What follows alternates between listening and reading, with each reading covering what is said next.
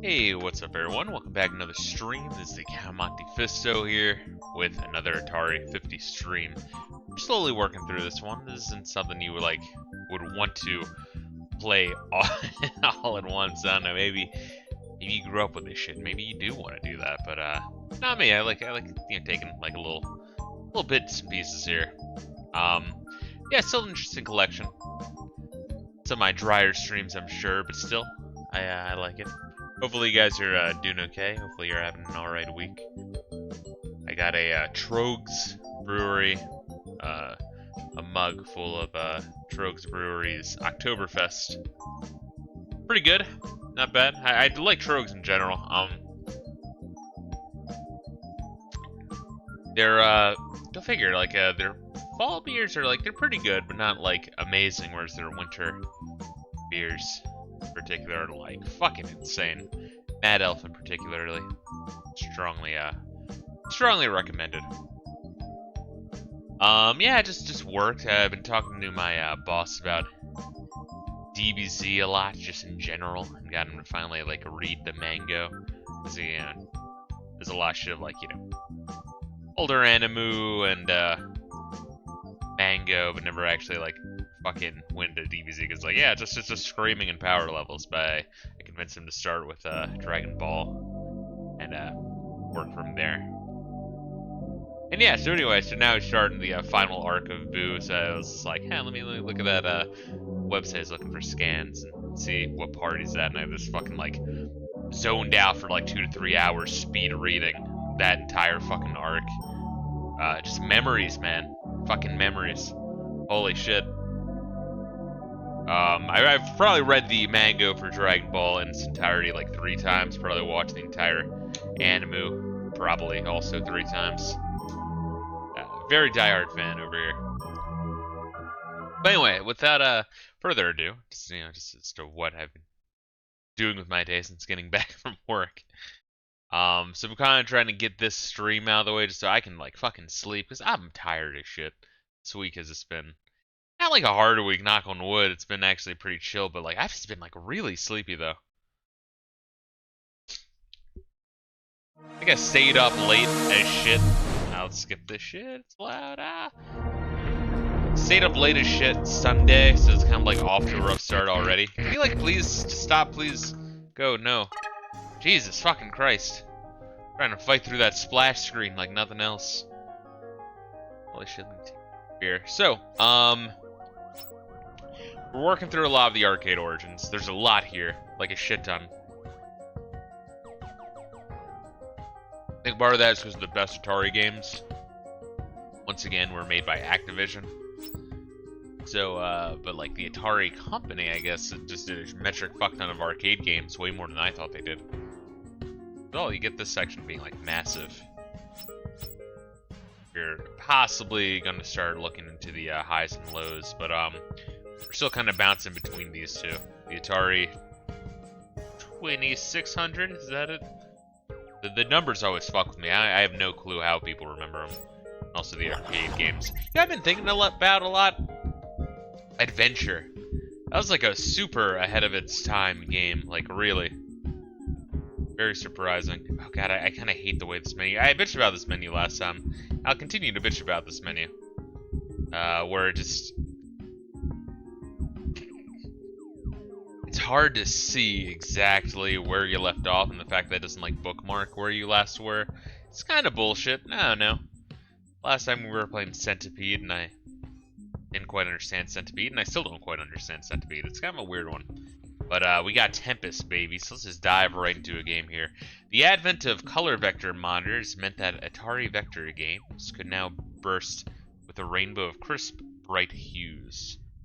They should have made the parts you already played blacked out. Oh, abso-fucking-lutely. Yeah, because it's here it's I haven't done it yet, so it's a white image on black background in that little circle.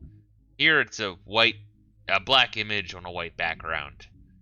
But they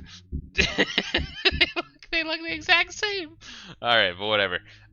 First among them was Dave Thurer's Tempest, which used new graphics to create a striking pseudo 3D playfield, on which a frantic shooting contest took place. is different from Tempest 2000, which was the big game for the Jaguar, I think. Let's see. R.A. haunted by dreams of nuclear apocalypse. Alright, so he's probably listened to The Cure a lot or some shit. Creating Missile Command, and also had nightmares about a pit teeming with crawling monsters. The abstraction of that idea became Tempest. Cool. So we got color games, baby. Alright. Oh, it looks we're very close to Tempest 2000. Alright, so we just, always gonna be struggling with this one. Is it right? Yes. Okay. What the fuck is this? Oh, it's the, oh, you started with your level, huh? What arcade game is that like?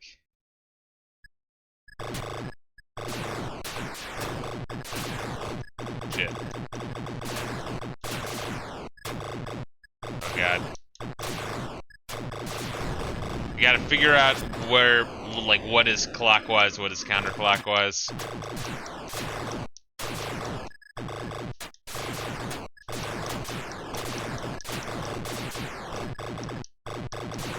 I guess this would have been pretty fucking mind-boggling back in 1980. Yeah, vector graphics are weird in general. Timeless in a way. Oh shit! Where the fuck did they come from?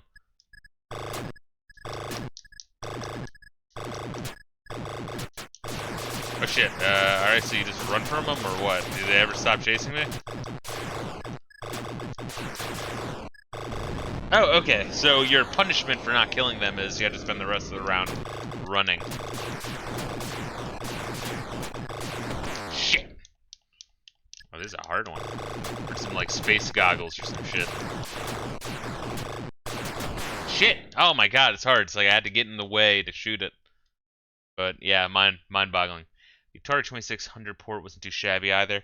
What game were, the, like, Warlords, that game? That game was another game that I was like, oh wow, that actually translates really well to Atari. Oh cool, we can start back from practically the same level we left off at.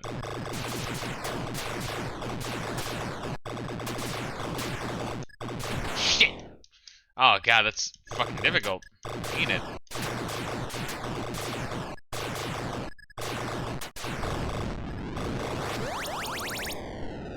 Super Zapper Recharge. Alright, cool, so we're actually back already. Shit. Oh, wait, what? You gotta, like, put it... Oh, you gotta, like, destroy the whole thing.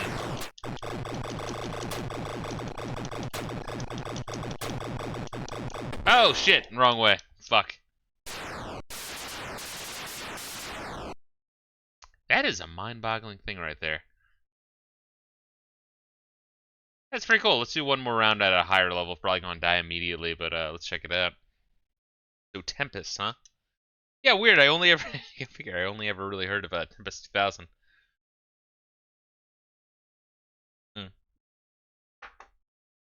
Ah, yeah.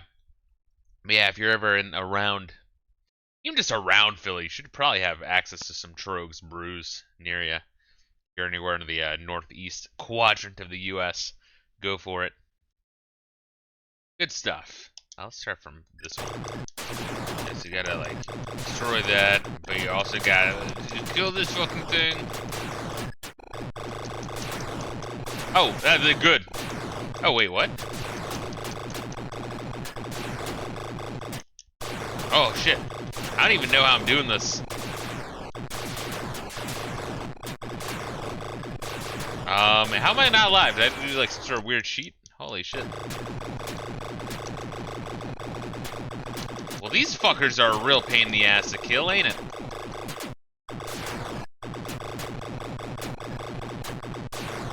Shit. What's it fucking do?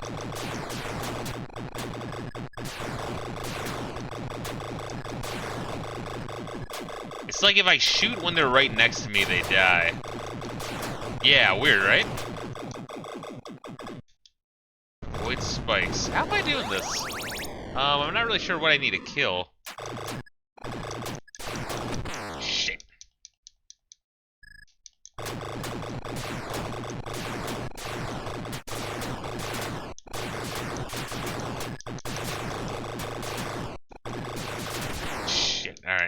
Yeah, it's like if you sand your ground, they die. Oh, I think that's me mashing that's doing that. Alright, let's do another Nigerius Ignatius Gregor, my true name. I'm doxing myself here. But it's for the good of the stream. Alright, hard game. I mean, I guess, you know, it's arcade games in general are hard. That's kind of the point. How do I do? How do I back out? Select. Aha! Learning. Alright, so let's learn about this bitch. Atari's defining. That's a pretty cool fucking poster. A lot of these, like, artwork, I keep saying that there's, like, a progressive rock album cover or some shit, or a sci-fi, like, horror movie. Atari is defining the future. Tempest Flyer explains two of its key innovations: Atari's color vector graphics technology, dubbed Quadriscan color, and the new skill step level select feature. Hide caption, hide control. It's good. Again, I love the little the cocktail tables. Just cool.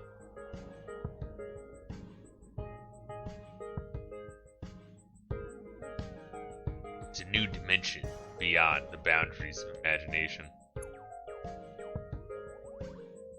I don't know if these are like supposed to be promotional flyers for the people who like put these in bowling alleys or what, like gas stations and shit. Cool. Yeah, they would have to be, because it's like saying like, here's how you make money. Yeah, so this is like kind of like a thing you try to use to pitch homies to. Maze Invaders, with a visual style reminiscent of Pac-Man, which was very popular in arcades at the time. Edlog's game, Maze Invaders, combined navigation of dynamic, shifting maze with shooting action. After it performed poorly in focus tests, however, Maze Invaders was cancelled, although a prototype version has been preserved and is playable here. Yeah, there's a lot of these. I guess you could also consider like Mappy by Namco and shit, and then you had, was it Tower Jiraga? That was another Namco one. Centipede, co-creator. Only a few prototypes of Maze Invaders. Alright, so this is like a very unique one. Let me see here.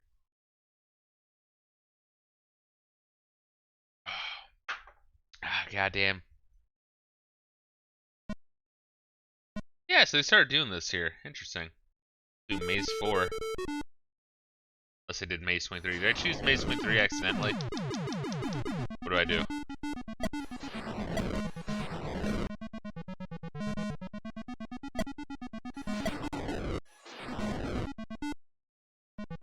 What other game was like the music tied to your footsteps? There's another one. I'm like blanking on it though.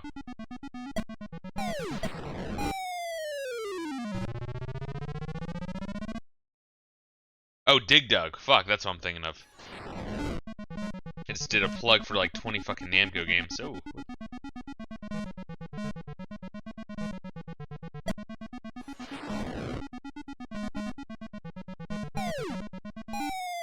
Huh. I mean, it's pretty fucking easy, surprising. I wonder, did the businesses who host the arcade games get a cut on? Watch where you're going, needle dick. Oh, they would have to collect a G. Yeah, so that's how it worked was, I think arcade, the companies would, like, get the sale of the cabinet, which is quite a bit of money, and then, oh, you little fucker, seriously? Oh, come the fuck on. Please. Please, please, just now. Oh my god. We're gonna get it. It read BBM at the top and I thought it was BLM, motherfucker. But yeah, so they would get a sale for the cabinet itself. Jesus Christ, please. Oh god, I can't get out this way. It has to be through here. Oh god, I'm dead. There's no way I'm not dead. Are you fucking me in the ass? Please, just let me live! And then, the people who hosted the arcade cabinet would get all the coins.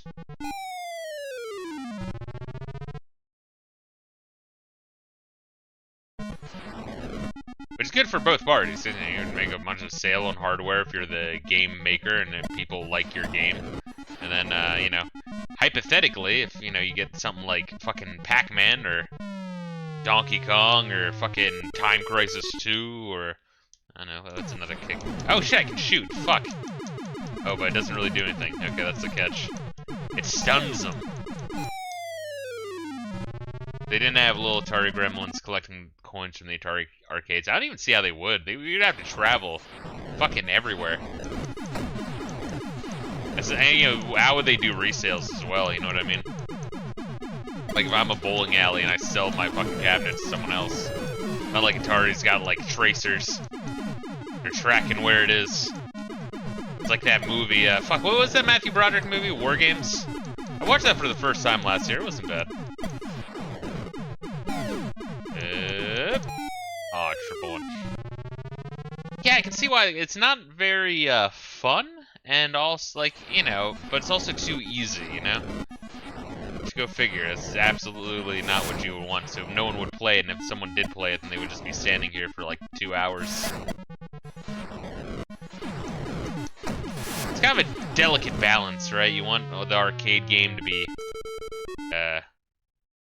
fun. Enough for people who want to play, but you want it to be fucked up enough where they're losing a lot of money playing. But not so hard that they're getting frustrated, you know? Never really saw any Matthew Broderick films. Well, motherfucker, you watched Lion King, so clearly you're a liar.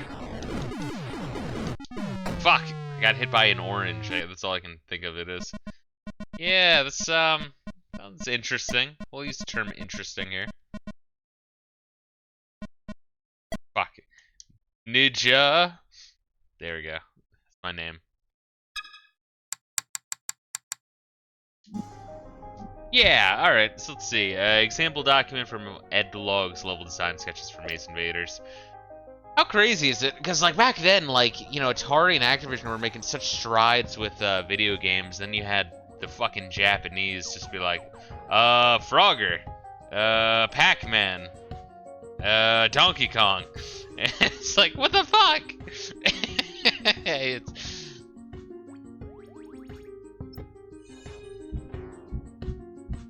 It's like playing fucking, like, you know, it's a casual-ass game of football with some homies and, like, I don't know. Fucking some crazy-ass, like, you know, quarterback. I haven't followed any football in the last, like, 3 fucking years, so I can't name any of the, like, fucking big ones.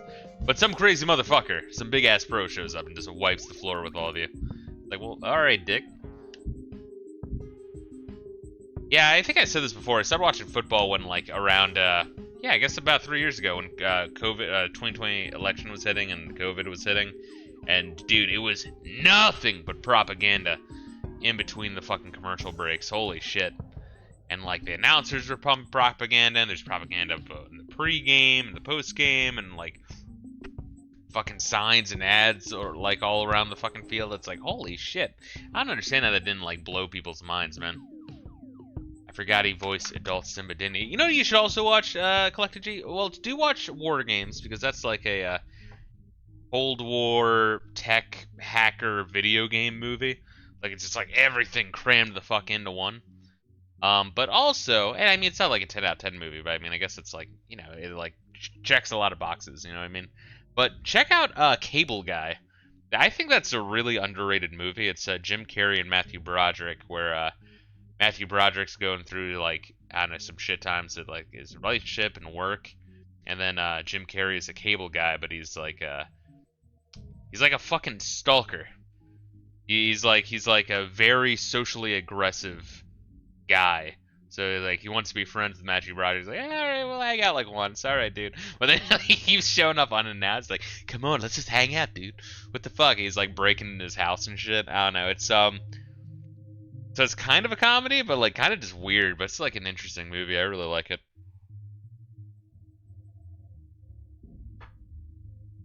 Oh yeah. Once again, shout out to Troog's Brewery. Really good shit. Saw Cable Guy, but I only remember the medieval time scenes. Well, it's like I read half of your fucking sentence, Skizzo, and I knew you were gonna say. As soon as I read, I only remember. I'm like, he's gonna say the fucking medieval time part, isn't he? That is like an awesome fucking section, dude. It's so fucking good. Welcome to medieval times. Had Maze Invaders actually been released, it wouldn't have been called Maze Invaders. Fucking shit. But Pudgekin, wouldn't have been called Maze Invaders. Atari's creative and legal teams came up with some options, including Maze Man, Wandering Wilbur, Whiffet. My god, ultimately settled on Pudgekin. Fucking stupid. I guess Maze Invaders is like derivative of shit. Space Duel. Basic, what can I say? Well, I mean, it's a fuck, and I do remember the dream scene. That's another good one. I just wanted to hang out. No big deal. God, I don't know, there's some great fucking parts of the movie. It's kind of like that movie, Golden. I don't know why I like that movie. The movie, it's oddly likable. I don't know what it is. I feel like the critics probably, like, hated that movie. Then again, most of the movies I end up liking, critics fucking hate. I think they gave Training Day shit, which is crazy. What else did they give shit for? Blade. No one likes fucking. The critics don't like Blade, I should say. Yeah. Probably like Fight Club and Snatch. Those are two other of my movies I really fucking like, you know. Anyway, Space Duel, a full-colored version of Asteroids for 2 simultaneous players. Space Duel allowed players to operate independently or in a manner of oddly reminiscent of Fire Truck, a pair of linked spaceships working as a team. It's like Ruben.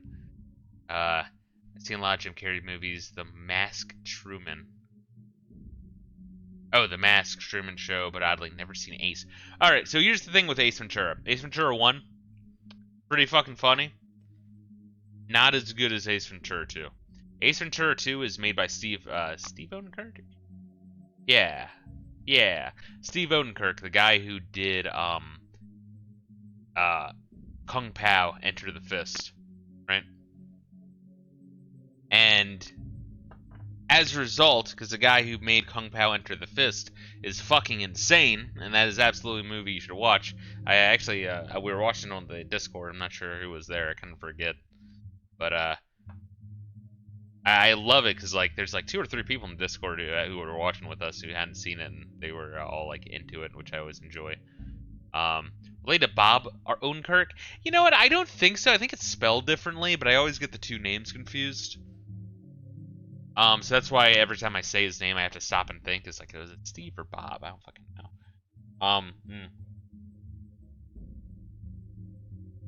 Well, Kung Pao Enter the Fist is fucking hilarious. What? But, anyway, where the fuck was my train of thought? Ace Ventura 2 was also made by Steve Odenkirk. And as a result, that movie is fucking insane and really funny. Let's see, Collector G says, I did like Bruce Almighty. Here's a funny story, right? One of the first concerts I ever went to see live, an MXPX concert around DC. Right? So, wait, is that the Pound of Nuts movie? Yes. That's a lot of nuts! Yeah, that's Kung Pao Enter the Fist. Dude, it's so fucking funny. Watch Kung Pao Enter the Fist if you haven't. I promise you, if there's any movie I recommend right now, you have to fucking watch that entire movie. Immediately. It's so good. I've seen it, like, infinite times. I was, like, obsessed with that movie growing up. I've legit memorized the goddamn, like, the script. So fucking good. Collector G, Kung Pao Enter the Fist, what it is Steve Odenkirk takes a not really well known kung fu movie from, I don't know, I guess every kung fu movie looks like it's from the 70s, so let's just say it's from the 70s. And he just, like, fucking green screens himself into the fucking movie, and he does voiceover, like really shitty voiceover of the entire cast. He does every single voice in the fucking movie, and it's fucking amazing. But anyway, first concert I ever went to, MXPX. I know, and I just have a soft spot for my Tony Hawk Pro Skater fucking soundtracks and shit. What can I say? My pop punk from around 2000. But it was around DC, and there's like some like fucking group was there doing like promotions for the sequel to Bruce Almighty, Evan Evan Almighty, and they're passing out T-shirts, and like I fucking got an Evan Almighty T-shirt, and I had it for fucking years because I thought it was so fucking funny. Like who in the fuck has an Evan Almighty T-shirt? And I swear I know of like. Growing up, like, my mom would just throw shit out all the fucking time. And so she would, like, throw out, like, a bunch of my fucking T-shirts and shit that are just, like, garbage, but... And, like, you know, we would go to, like, Goodwill and buy, like, golf pants and shit. just because it's funny, we'll buy, like, a $2 fucking, like, recliner that reeks of cigar smoke and, like... And my mom would just, like while we're at school, try to find ways to get it to the fucking dump.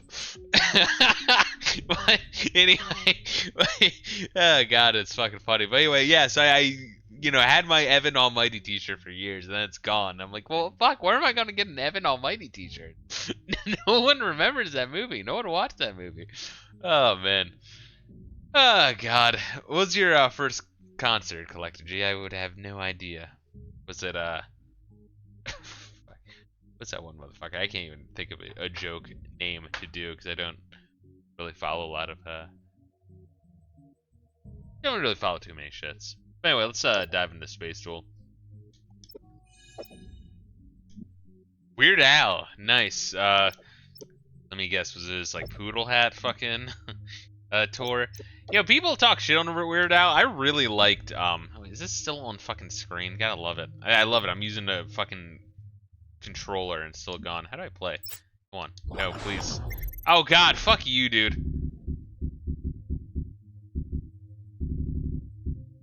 Again, I'm using a PlayStation controller, so I got like whatever the fuck's going on here. Play. There we are. Play. Yes. Well, why do I have to hit play game twice with two different buttons? Whose dumbass is that shit? Did you eat a spray? Do you mean a Twinkie wiener sandwich, Skinsuso? You need to watch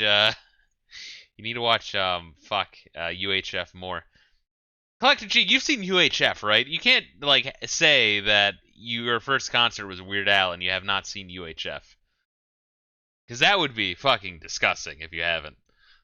I keep throwing, I know I'm throwing like a million movie recommendations your way, but holy shit. Dude, UHF is amazing. What the fuck am I doing here? Wait, what? Game. Alright, select a game.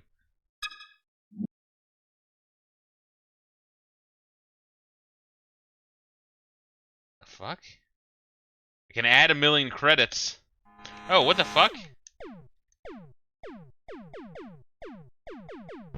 How do I do? Oh. Fuck. I haven't seen UHF, I know, fake fan. Oh man. Yeah, UHF is great. So anyway, what was I gonna say? Oh, fucking some people are like, oh my god, Weird Al, it's like for kids and babies and shit. It's like, well, UHF is funny as shit. And to be frank, I still think, like, I was raised on what? Running with Scissors. I still think that album is funny as hell, especially the track Albuquerque. That fucking track is fucking great. Let's see, I wore a psychedelic button-down shirt, had long hair at the time. Well, do you know what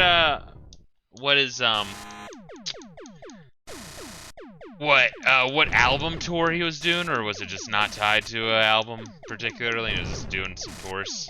See, I like his polka melodies. Oh yeah, his polka melodies are great. I hear that like whatever band he has that he travels with are like really fucking talented from what I hear. Oh fuck! Oh, all right, motherfucker.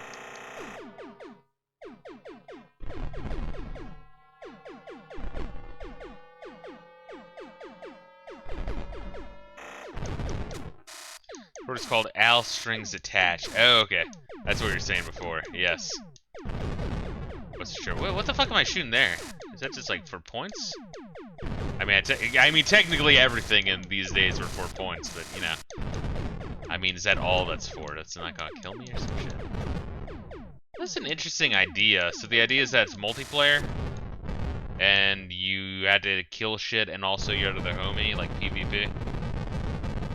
He did have a good mix of classic stuff and newer stuff. Yeah, I really, I have a lot of respect for Weird Al, really. I haven't listened to all of his shit, but you know, I've listened to quite a bit, and yeah, I watched fucking UHF like a million goddamn times. Weird, I don't even understand, like, what the fuck is that? Select, got it. Oh, so it's like one player co-op. Wait, what? What the fuck? Oh god, oh god! Oh my god, that's horrible! Wait, no, wait, why would we do this? Holy shit, no. Fuck. What the fuck? The conjoined twin spaceship, holy hell. As soon as you hit that gas, okay, because someone, okay, yeah, so that's what this is it's like supposed to be co-op or PvP, but I'm not really sure how to, oh, I have a shield too, shit, I keep forgetting that.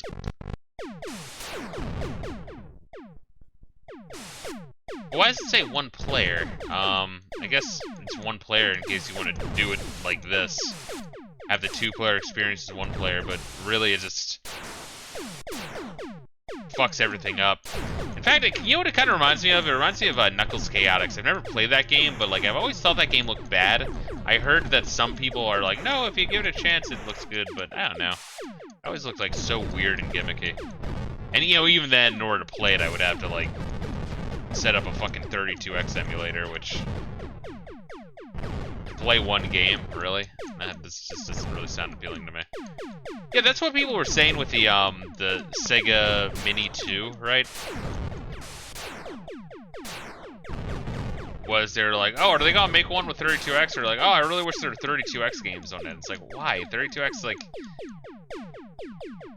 it had Knuckles Chaotix, which even like people, which, you know, people say like, oh, Knuckles Chaotix is really good, but then I hear an equal amount of people be like, oh no, it's actually really bad. It's just, you know, compared to 32X games, it's pretty shit.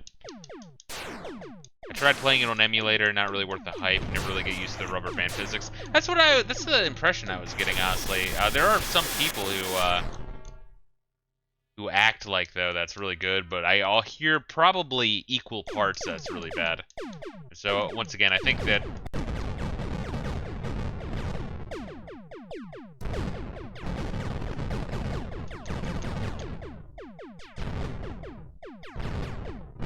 fuck. Again, as soon as I start gassing it, I like lose all control.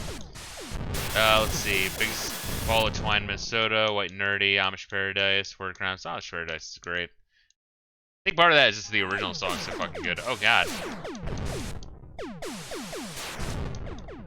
If you ever play, you have to pick up Charms because he's broken. That's the B, right? I don't know how I fucking know that. Oh shit. Oh god, the fucking walls.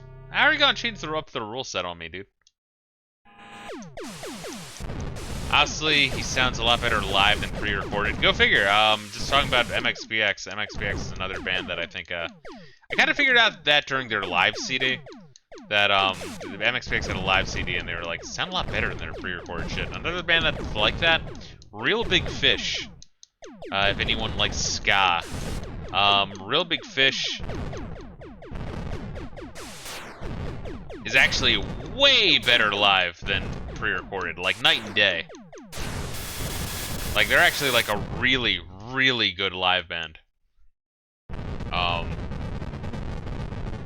They're very good at working the crowd, throwing in jokes, doing like improv mid-song, like with how they're gonna like play shit. Which is funny because a band that they tour with quite a bit is what, Less Than Jake, which is the opposite. They sound good recorded, and they're fucking awful live. Get out of here. Ooh. Space Duel, huh? Once again, I gotta love the artwork. I don't know, something's just cool about it. If I saw you in public, I would shout, "This guy listens to ska," and point you out. Not really anymore, honestly. I mean, don't get me wrong. If you throw some on, I'll like fucking. I won't turn it off. You know what I mean? Like I'll keep listening to it. Yeah, there's a bit where I was listening to quite a bit of like ska. Mostly pop punk is what I stuck to, but once again, watching a lot of bands live, you kind of grow an appreciation for bands that are really, really good live and like way better. Because there's so many bands you go see and they're like, oh wow, they were just all right.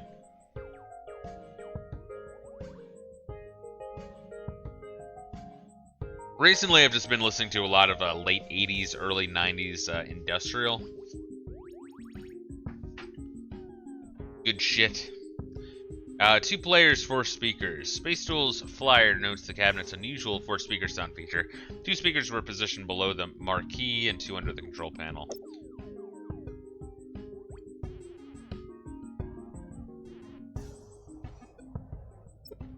Original artwork for Space Tool. Gravitar. Another vector graphics shooting game with controls similar to Asteroids. The big twist in Gravitar, as the name implied, was that the player had to fight off the force of gravity while they carefully made their way around the terrain, eliminating enemies, gently picking up fuel tanks for the surface. Only live show I went to was in the basement of some house to listen to my friend's band. Yeah, I mean, that could be a fun thing to do as well.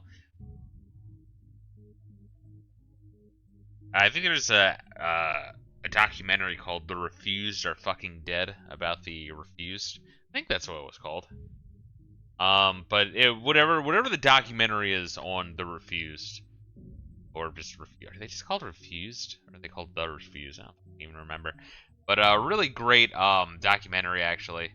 They had their one album, "The Shape of Punk to Come," which was like great, and then they had their one tour. Their first tour, because their fucking first album like exploded, right? And so they come to America, but like the whole tour was a massive fucking train wreck, and then they broke up mid-tour. It's just like, it's a really like, if you like the spirit, I guess, of like punk, that is it right there. It's pretty great. Find nobody's really nostalgic for pop music from 2008 to 2014 is really crappy era music, IMO. Yeah, just like raw pop. It was around that time, honestly, that I was thinking like, even then I was thinking of in 10 to 20 years, no one will like listen to any of this shit.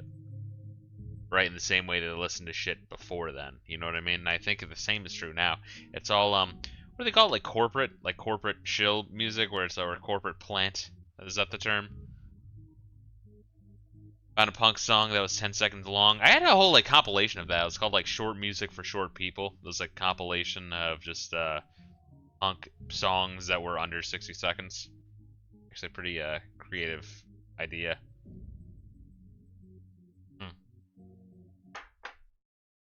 Let's do this shit. What am I doing here? Wait, what am I doing here? Oh shit, no, no, okay, I just got eaten by a star. R2, motherfucker. Okay, I gotta go into the giant hole. Oh god, no!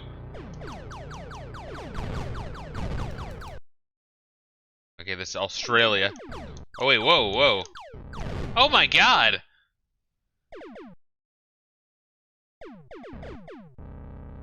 Fuck. Oh my, oh my god! Alright, I mean, the fucking description said this one was hard. Holy shit. Tricky one. First one, you gotta try to... Oh shit. Wait, what?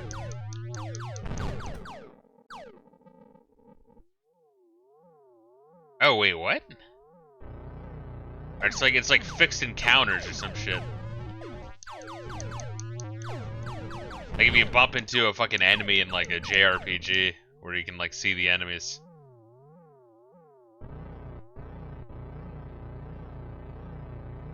No, get out of there! God, I'm running out of fuel, that's what that is.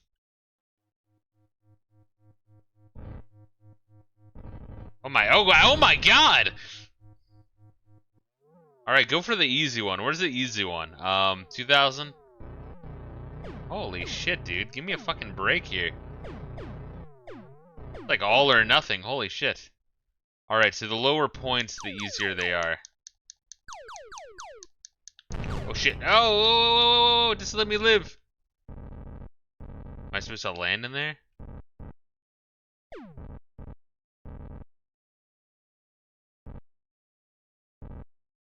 Maybe?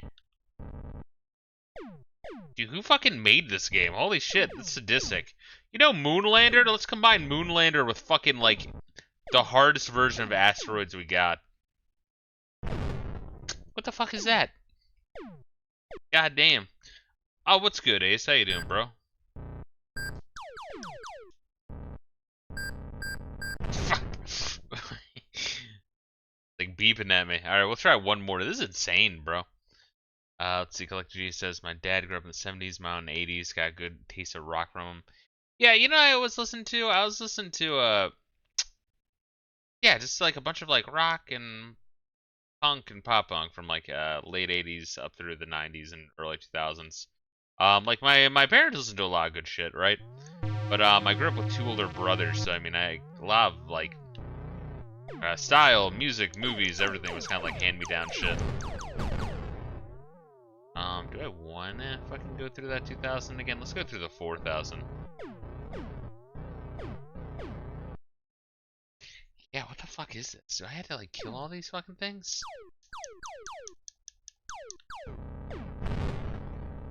Yeah, like look at that shit. In order to like attack them, you gotta like gravity. Fucking you up.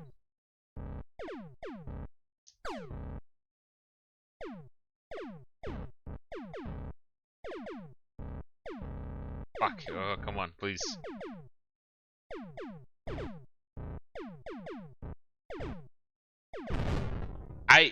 Am I supposed to kill all these fuckers? I can only assume I am. Oh god. How the fuck?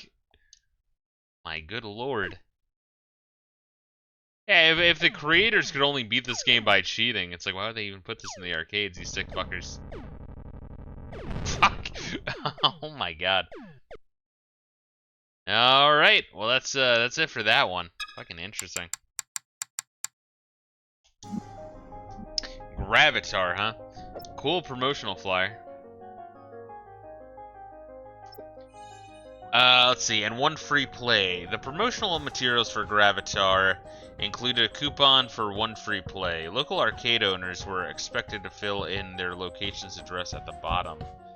The player's game, an advertisement for Gravatar from the pages of a popular gaming magazine pitches it as the ultimate test of a player's abilities.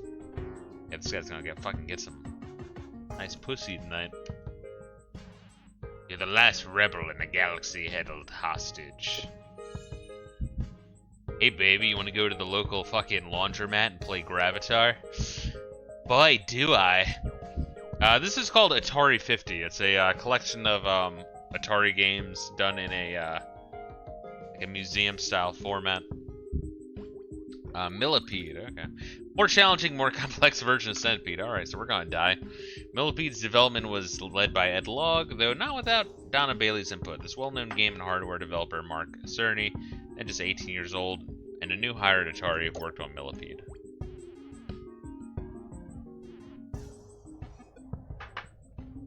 I always find trackball games really interesting.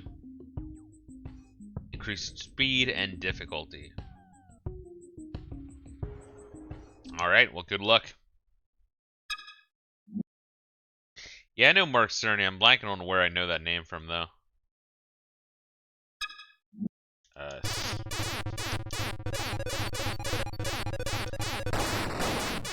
Oh, cool. Well, that one ended good. Shit, fucker. Get out of my fucking space. Nope! He's the head tech dude for Sony. Got it. That's where I heard it.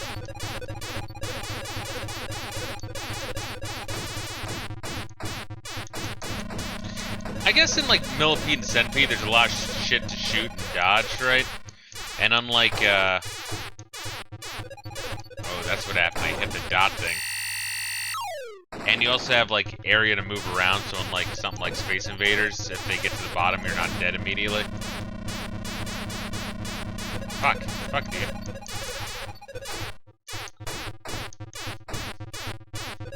Oh, goddamn, motherfucker! Give me a break.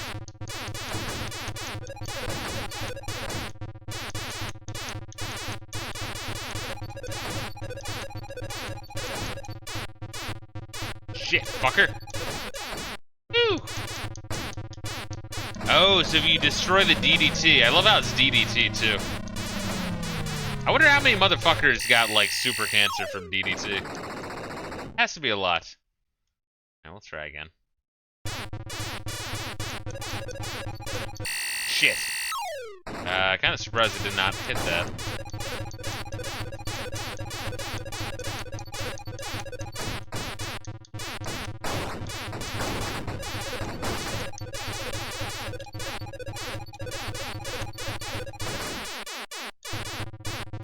I wonder how Millipede would benefit from the power of the SSD.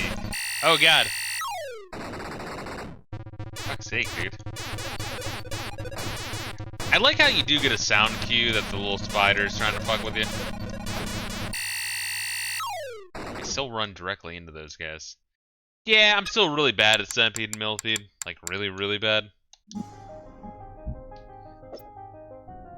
That's freaky. It's like a fucking Beatles album cover. Entire page of Millipede arcade flyer tells the game's fantasy backstory in the form of a fairy tale. Forest far away, only you can stop insect invaders. The Archer and the Millipede. Well, we're not gonna read that, but that's cool. And weird. Alright, so it's not like, I guess it's fantasy themed and not sci-fi themed? Weird. Stampede drove you buggy. This game is sure to raid your brain. Once again, this guy's gonna get some pussy. Wait, they're the same fucking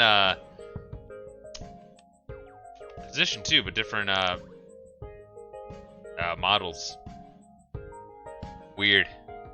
It's like trying to brainwash you, be like, hey kids, if you play Atari in the arcade, you're gonna get laid, bro.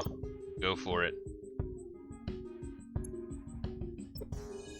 In a memo dated April 5th, 82, Edlog makes a proposal for a Centipede Deluxe game to be called Millipede. He suggests that it use the hardware from his Maze Invaders game product, which was cancelled. Millipede. Ken Harkness, president of Atari's coin-op division, suggests in May 6, 1982 memo that Millipede be a female version of Centipede, possibly titled Millipede. Weird. Marketing review. In a memo dated July 19th, Edlog responds to various concerns brought up in a recent brainstorming session, pushing back on the idea of a cute female centipede, since the object of the game is to kill the centipede. Yeah, why do we want it fucking cute? It needs to be threatening. You need to kill the fucking thing. Focus test. An excerpt from a report from a focus test of players to an early version of Millipede. Players' reactions are very strongly positive, with players enjoying the extra excitement, challenge, and variety.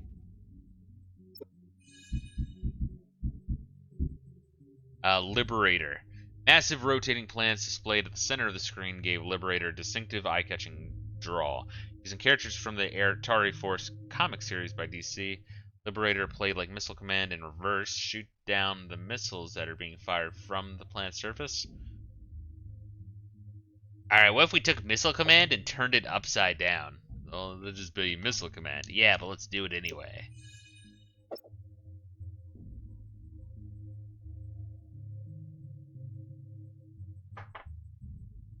Fewer than 1,000 cabinets were produced, making it rare. Alright, let's do it. The galaxy has been invaded by the evil Malaglan army. Commander Champion of the Atari Force has chosen you to become Liberator. The people of the universe are depending on you to free them from their evil masters. Alright, so where did this dickhead got it? He's high as a motherfucker.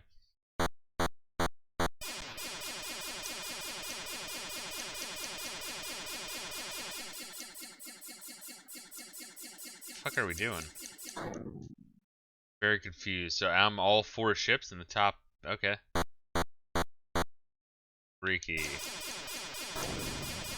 Oh wait, so are we trying to like save the Earth or destroy it here? I mean, clearly. Alright, whatever. Who am I to judge? So wait, they're firing missiles from the Earth to destroy us? Are we sure we're not the bad guys? Oh shit, they just took out my ship.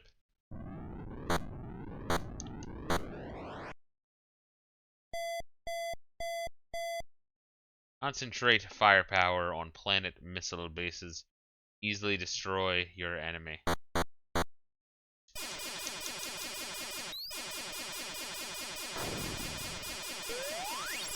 Fuck. Oh, no, no, no, no. Whoa, fuck. Okay, they just wiped my ass in a bad way.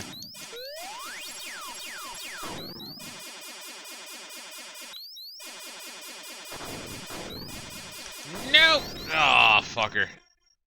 Oh, wow, I'm dead as shit. Yeah, keep in mind, there's no such thing as the Atari. Usually what people mean when they say the Atari is the Atari 2600. But Atari as a company did release a lot of the earliest arcade games, yes. Fuck, no! Okay, god damn, dude. Alright, so I still have to, like, aim where they're going to be. Let my explosion do the work.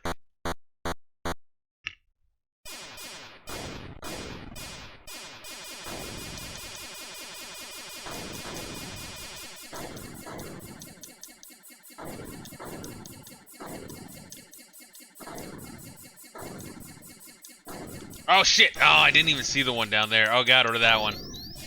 Damn, you get like tunnel vision like a motherfucker in this one. Holy hell. You really do. You know this reminds me of? It reminds me of the map screen in Final Fantasy II for the NES. Or I guess Famicom, whatever. They did like a globe-based map for the NES, which is pretty impressive. Not very useful, but it's impressive. Oh no, alright fucker, alright cool. No, fucking what do you want me to do? What do you want me to do? I can't do anything. Hold fire for advanced game and press start. Oh, so I get a brown planet, nice. I don't know why I'm playing this again. It's like really fucking hard.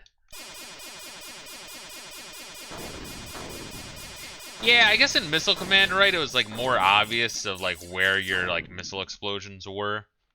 It was easier to time. Here it's like I appreciate that it's different planets. Kind of reminds me of like loosely of Star Fox in that way.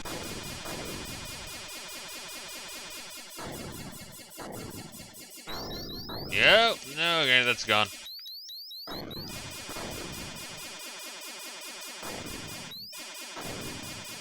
So you also want to destroy where the missiles are launching. Have you motherfuckers ever played the game? It's like, oh god, I can't even remember. God damn, it was like a flight game for the NES. God, I can't even remember what it was fucking called. It was like a isometric space game.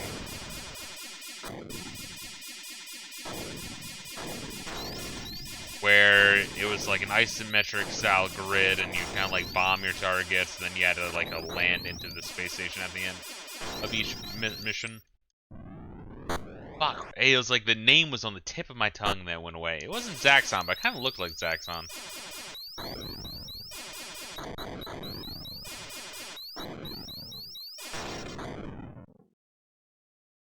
Yeah, the planets are pretty cool here. I gotta give credit to the graphics.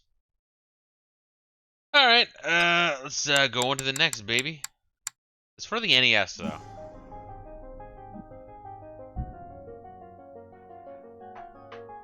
Liberator's Flyer offers a detailed description of its gameplay, noting that it offers 90 different planets.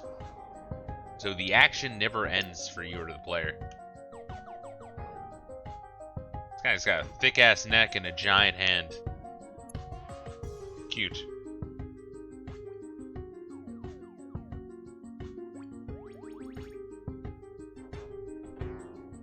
Captain Planet shit. I don't even fucking know. Or C-Lab. So we made some C-Lab shit. Wait, there's another one. Very of its time. Alright, next one, Quantum. Designed by Betty Ryan of General Computer Corporation, Quantum made unique use of a trackball controller combined with the detailed graphics of a color vector monitor. Players drew curved lines to circle atomic particles, like the fucking Tron game, clearing them off the board.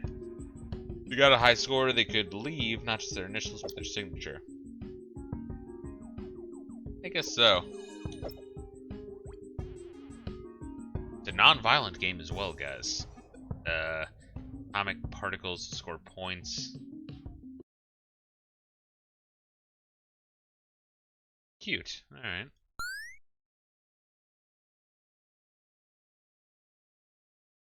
Once again,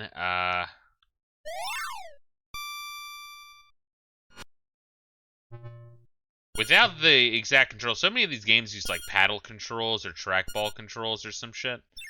So it's never quite gonna be the same without having, you know, but like what are you gonna do? Have a USB fucking trackball controller?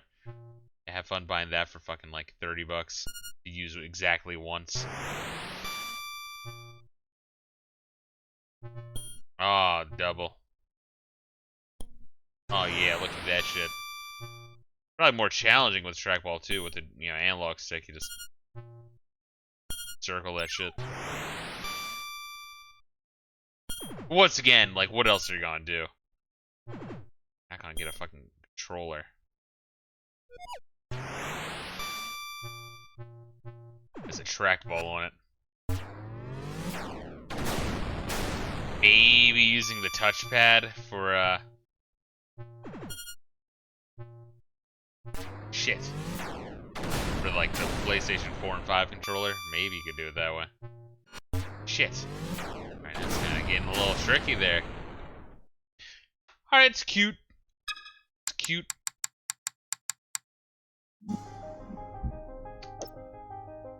Once again, cool poster, always is.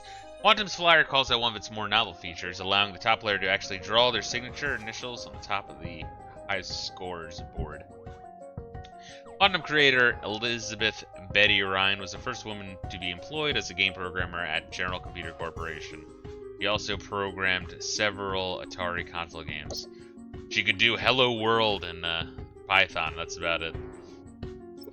She got hired for other assets now. That's just me being a dick, guys, I'm aware. Aka-R. A colorful shooter by Dave Ralston and Mike Halley. The name is apparently derived from the phrase also known as another Ralston Halley. Some extra letters. What the fuck? Aka-R was produced in 1982 but never officially released. Fucking weird.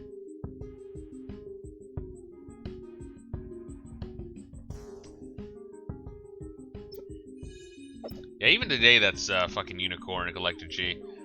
There are female developers, which has a much broader name than programmer. Programmer is a much more fucked to do. Shares gameplay elements with missile commands. Did not get past prototype. Alright, we'll fuck around with it. Trippy. Not sure what I'm looking at, but let's go for it.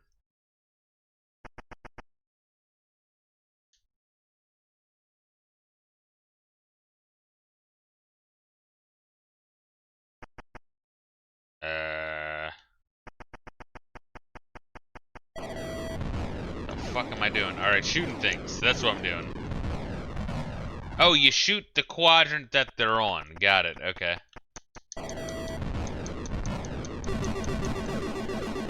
Zoom. What am I zooming? Why am I zooming? What am I zooming?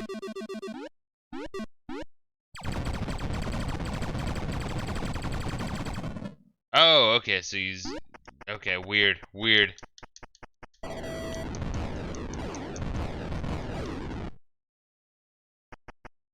To dig too close, you have like a little mini action section. I guess it's interesting. Wait, what's to stop me from just, like... I mean, I guess it's a prototype, but yeah, what's to stop me from just spamming,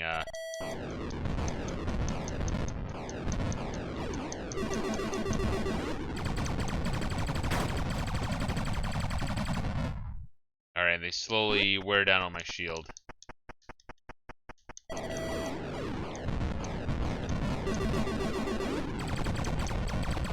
Alright, maybe it doesn't work like that exactly?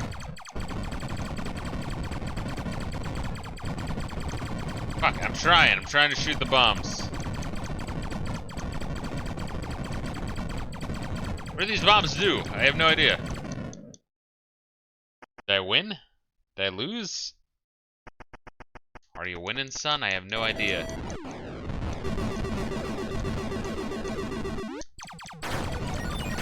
Fuck you guys. Oh, so they just get in my way for the later stages. Wow, that's just annoying then. Tell us if I win because of the labial imagery. I do really like that shit. Yeah, it's an interesting concept, you know? You might get tired of me talking about this. Yeah, I'm gonna do Faith, don't worry. I have it planned. I'm gonna do it, honestly, this October. Yeah, I mean, I have wanted to play Faith, Unholy Trinity, since it was announced. I was just like, you know, anytime it's like October, I'm always like looking for games to play. So it's hard to like shoehorn in all the games I want to play, you know what I mean?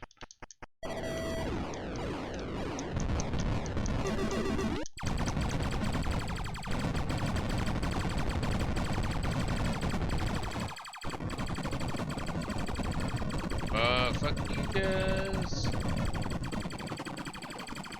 Fuck! What's Faith the Unholy Trinity about? It's a game that kind of looks like an old Commodore 64 game, but it's a horror game. Where you're like essentially a priest doing like exorcisms and shit.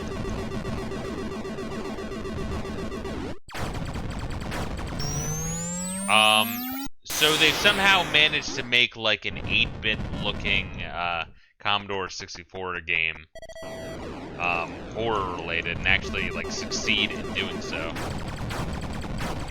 It was like a 3-part game, so initially I actually stayed away from it because I wanted it to be finished. And then it was finished last year, but like I had so many games I wanted to play last year, so there just wasn't time to do it.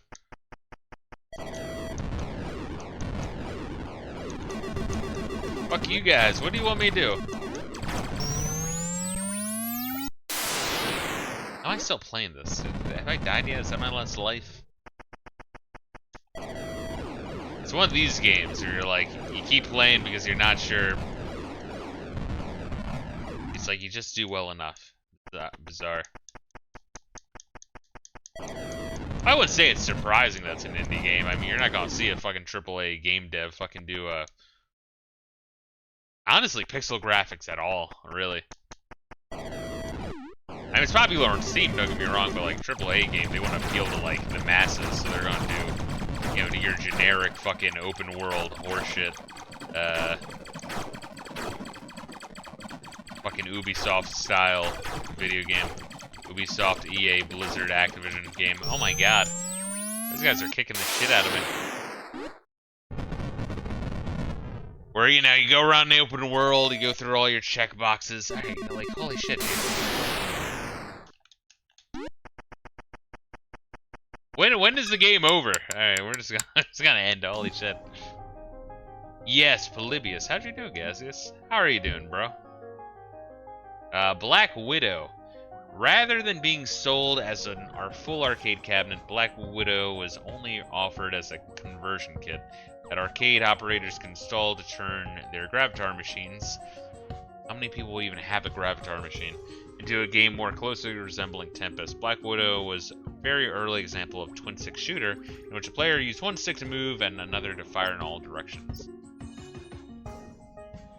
Word through the grapevine is that Starfield will be a disappointment. Was there ever any, like, doubt, though, honestly?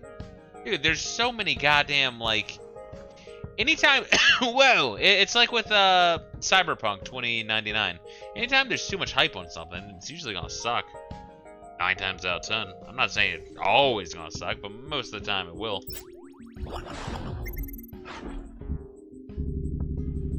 Good. Wrong button.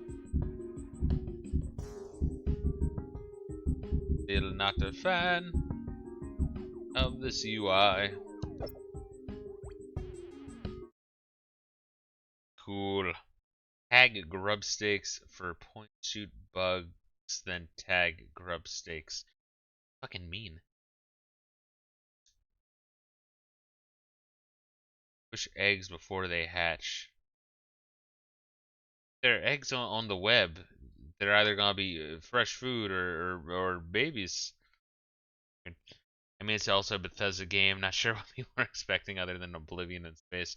Yeah, honestly, I don't know. I don't know what route Bethesda would have for them to redeem my eye, because they've just with Elder Scrolls are just doing MMOs now, and with Fallout they just make shitty games, or Fallout 4, which I have no interest in playing Fallout 4. What am I doing? Don't I have a shoot? Don't I have a shoot button? What did I shoot? Oh shit! Yeah, twin stick. Hell yeah!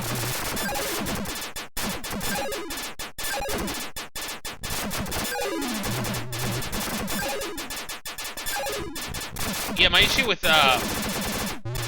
Fallout 4 is that like they took away all the goddamn RPG elements.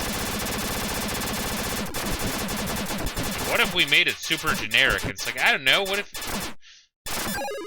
Why would you want to make it like a fucking Western RPG generic? Like, what the fuck's wrong with you? Rendering a quick and dirty video aimed at teaching Fuzz what fair use looks like. Yeah, he's like being you know what he's acting like? He's acting like that one dude Maddox was bitching about, Asteros Coconuts. Would just say he's being a fucking dickhead.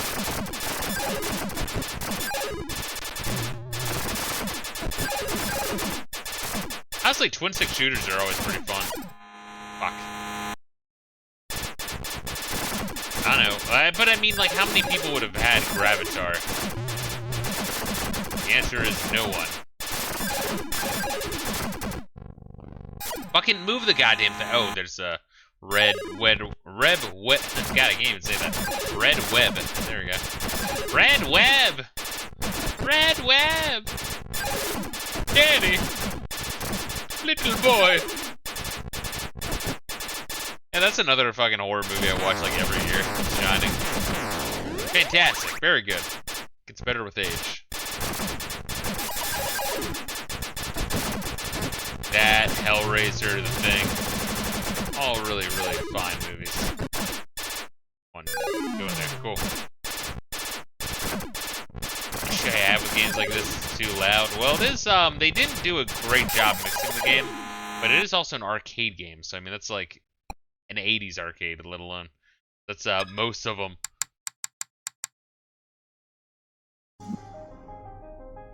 True test of intelligence, seeing how someone reacts to The Shining. Well, the fucking critics, fucking bashed that movie when it came out, dude. They were like, oy vey, it's not kosher. What is Stanley Kubrick doing? That's like, fucking, he's doing a good movie. Go fuck yourselves. Oh my god. Do we want to keep going? We're at 82% of that. What year are we at here?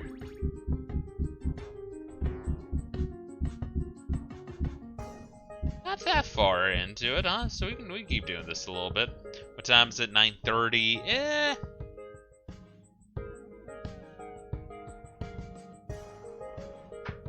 Ah, man.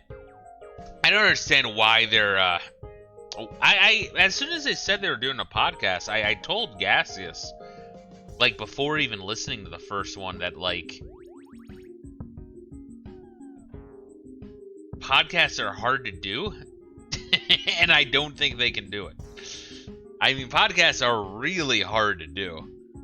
You have to have a lot of charisma and a lot of energy and a lot of talking points, and Fuzz just does not have that at all. Where am I at? I'm on the fucking East Coast, bro. Where you at? Where the fuck you at is more important.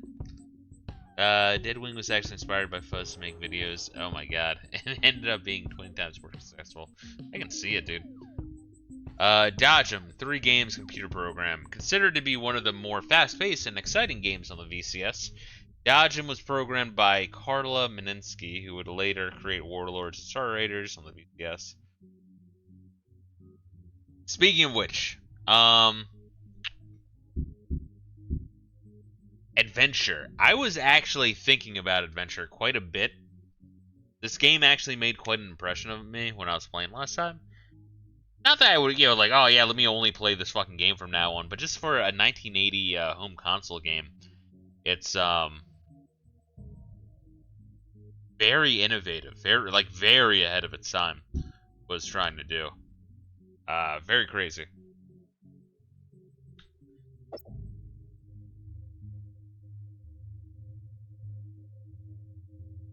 The safe bet that your ass is far more listenable than their podcast.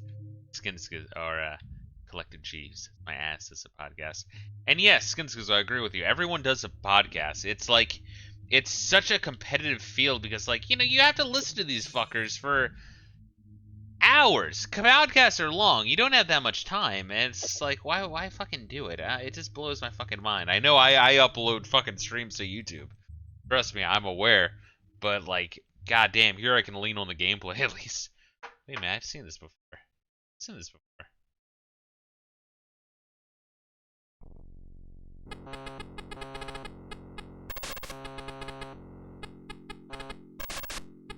Oh shit, okay. I've seen this on the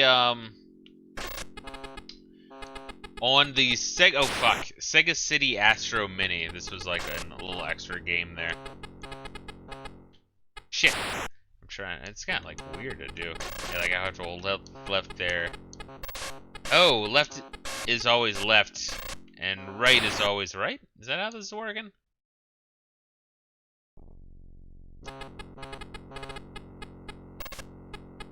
No, that time was down. You kind of have to, like... Shit. Yeah, so the controls kind of... It's relative to where you are, you know what I mean? Oh, left there, down there. Shit.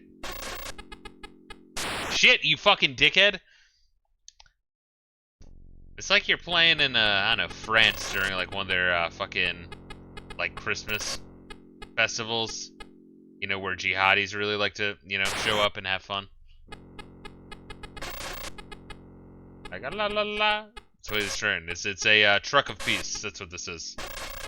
Shit! What the fuck, dickhead? Oh, this is a hard one.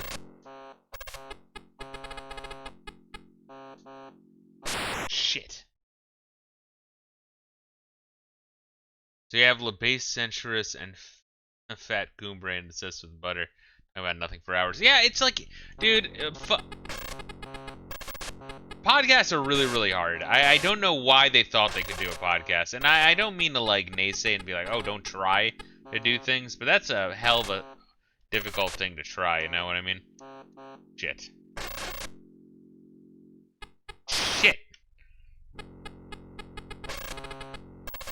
And it's not an arcade game, so I have infinite lives. So it's just until I give up. Never give up. Never surrender. Rally X copied this. Yeah, I've seen this like in a lot of fucking different locations. Shit, I was holding up that time. No, I was holding right that time. Alright, that's what I'm doing wrong. The fact that the controls are relative to where you are, and it's not just left and right, is your car's left and right, really is fucking my brain. But, 3 different games. Is it by difficulty?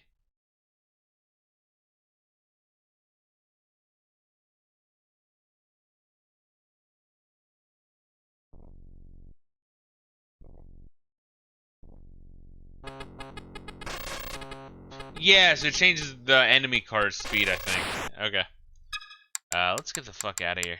Don't do a podcast unless you have at least 5 figures and subs. Honestly, that's good advice, wholeheartedly. It's probably around what you need. Holy shit. Programming the VCS is hard. The designers of the VCS thought it would be obsolete quickly. After all, it was only intended to play tank and Pong. 4 years later, it was more popular than ever, and game designers had to keep squeezing more out of it.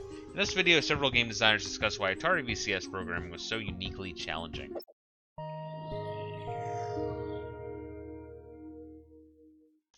So one of the first questions they asked me at Atari was, what do you want to work on? So I just said to him, I said, what's the dirtiest, most basic elemental system that you have? And he goes, oh, well, that's the VCS. And I said, well, that's where I want to start. I mean, the constraints on the programmers were worse than I ever even imagined were possible. 2600 doesn't draw a screen. It doesn't draw anything. What it does is it has these little logic devices, these counters and shift registers that say, this is the start of the screen. This is the left side of the screen. The electron beam is moving to the right. I'm going to count. I know how fast the electron beam is moving. I'm going to count until the electron beam is somewhere on the screen, and then I'm going to change the color on the screen for a little itsy bit.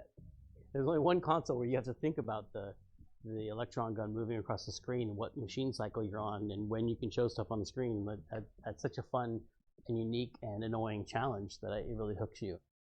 It's the most fun I've ever had making a game. What do you say, Dave? Fun might not be the word. You know, it is the most challenging thing you could do. When we were doing it at Atari and at Activision, there were fewer than 100 people in the world who could do what we were doing. And that in itself was, you know, very positive, very uplifting. It's really a sense of accomplishment. If you can create something that, you know, 1 million people love on this horribly limited piece of hardware, you've created something. You know, have a sense of accomplishment. And there are very few things more technical challenging than trying to get a game out of the VCS in the first place, because the VCS was a very technically limited machine. It sounds like a fabulous thing, and when it first came out, it was, because people had never seen anything like it. I don't know if other people are as rewarded by it, but you're overcoming tremendous challenges. There's nothing that's easy to do on the 2600. And you're winning, right? I love winning. And the other thing that's fun about playing them still is that they're all 60 frames a second.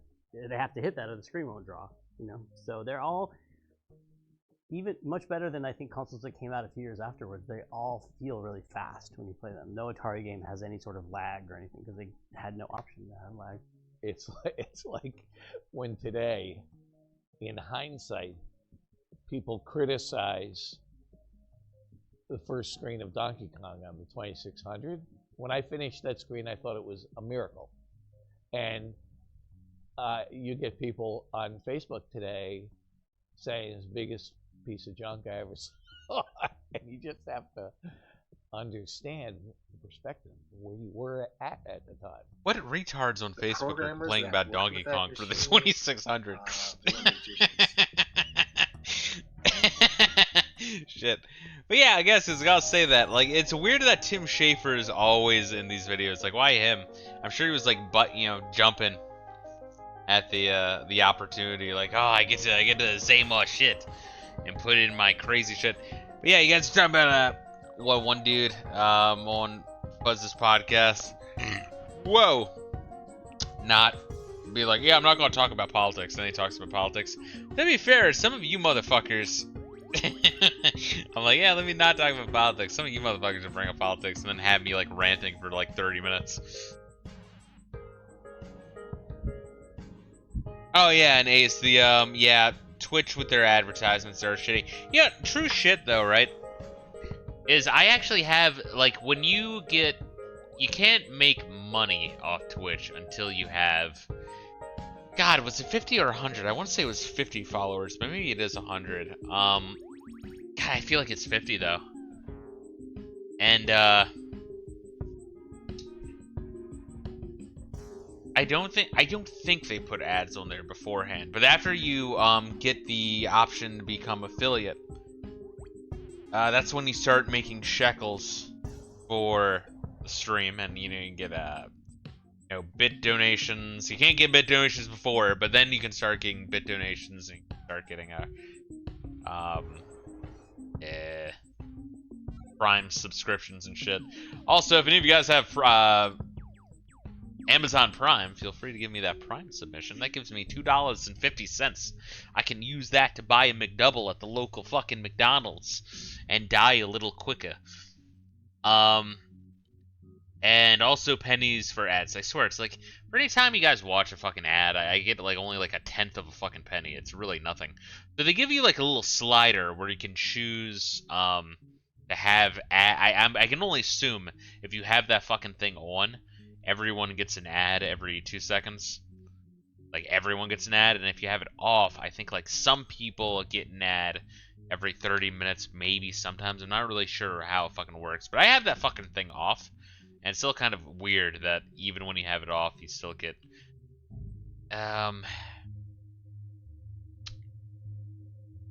what? It's kind of like if you're a band playing at a bar, right? And you get sales, like ticket sales, like how many people are like, you know, paying entry fees. But the house takes a cut, right? That's like the house's cut, is they force some ads on you, even if I tell Twitch no. Granted, at least with Twitch I get shekels, whereas on YouTube,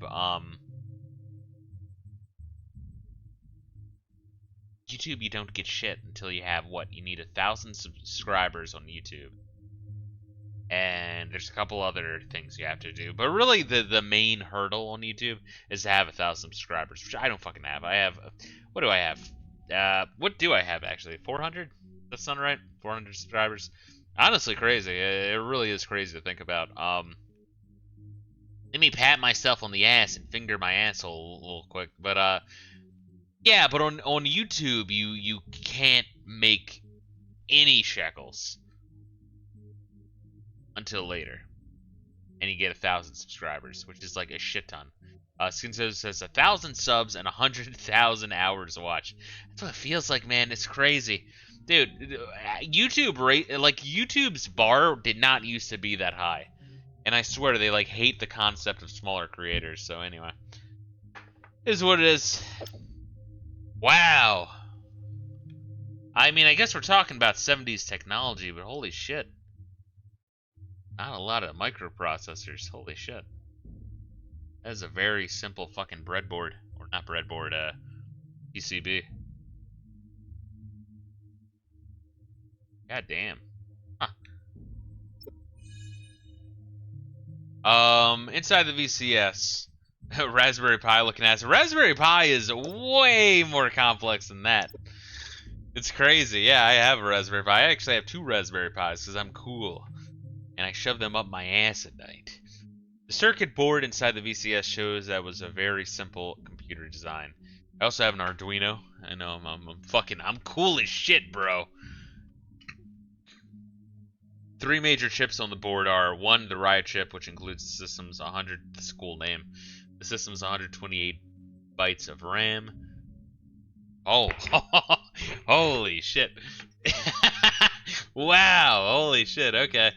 That hurts to even think about. 128 bytes of RAM. Fuck me. The 8-bit central processing unit, the CPU, and the custom television interface adapter are TIA chips. I have a Raspberry Pi 4 and a few Pi 3s. What do you use them for? I'm curious. I have one. I think it's a 4. Fuck, I haven't even thought about it for so long. I have one that acts as a music server. I have that bitch hooked up to a some speakers, and I use it as like, I'd say a Bluetooth music player, but it's not Bluetooth. It uses TCP/IP, baby.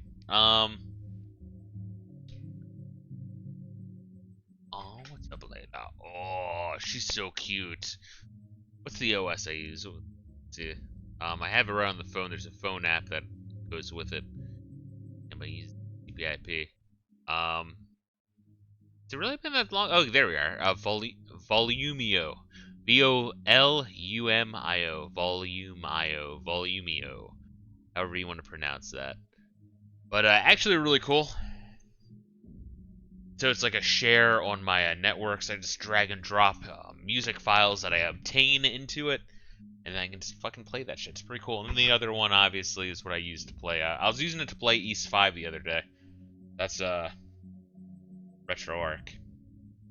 Yeah, I love that shit. I also have fuck, I have a breadboard that I was fucking with the Arduino Uno. I mean, real basic shit, like, you know, putting in, like, a real basic circuit, like putting in 5 LEDs, the resistors to slow the electricity, and then program it so that way the lights go on back and forth, like what was the car from Knight Rider? Is that thing called Kip? Yeah, so it kind of like fades in, fades out, each one going left and right. But then I also have this Arduino Nano, which I haven't done shit for, or shit with, I should say. But it is, it is fucking cool. I really want to find time to do something with it. But how much is the Arduino Nano? Like 20 fucking bucks, if that? It's crazy. Holy shit. Oh my god, it's so cheap. Dude, shit is so cheap right now. Like, if you're a fucking, I don't know, if you're like a middle schooler right now and you're like an autist, you have so many opportunities to learn with this shit. It's insane.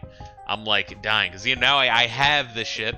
I can easily spend the 10 bucks for a fucking Arduino Nano, but good luck finding the time, the time to pop open a textbook and start fucking with it. You know what I mean?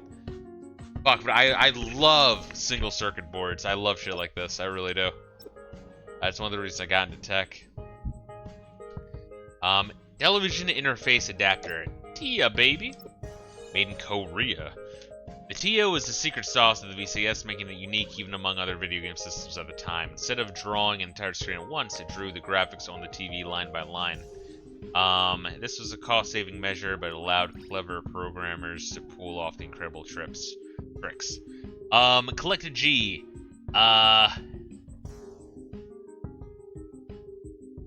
Raspberry Pi is a fucking Ferrari. Arduino is a golf cart. Right? So for more hands-on projects with actual hardware, you would want the Arduino. In the same way that if I'm just like driving in the fucking backyard, I wouldn't want to use a Ferrari. I'd want to use the golf cart. But I would not want to take that golf cart on 95 and then fucking proceed to die by getting run over by a semi. You know what I mean? That's why Raspberry Pis are better. Raspberry Pis are better, but if you ever want to, like, if you get an Arduino, you would want to have a breadboard. You know what I mean? To then, like, fuck around with shit. And then probably, like, a cheap, like LED resistor, like, set kit. You know, you can buy those, like, from China for, like, 10 bucks. I will say that's one plus side about the Chinese overlords is they have really, for, like, shit electronics like that, really good. Missile Command. Another massive hit was Missile Command, based on the Atari arcade game and was ported to the VCS by Rob Phillip. While the Cold War era arcade game was about defending cities from Earth from missiles and launched by other countries, the VCS game's manual said it was a war between 2 alien planets, covering up uncomfortable reality with fantasy. I love how that's so fucking shit right here. 34 video games. This is like you just flip the little switch to toggle between them and change one thing. Let's name Zardon and Krital.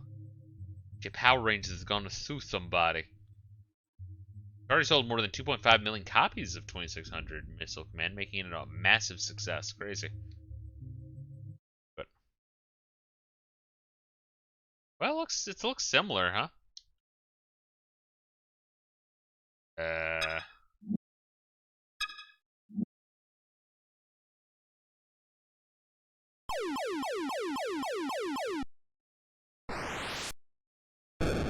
I mean, shit. It plays like Missile Command. I guess is the goal. Do I have a number of shots written anywhere, guys? I don't see shit. Oh, it's at the bottom there. It's like a little pyramid that's disappearing at the very bottom center.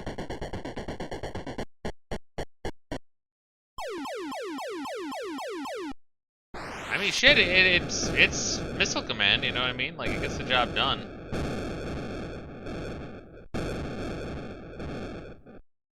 I gotta be more economical with my missiles and have a whole lot left.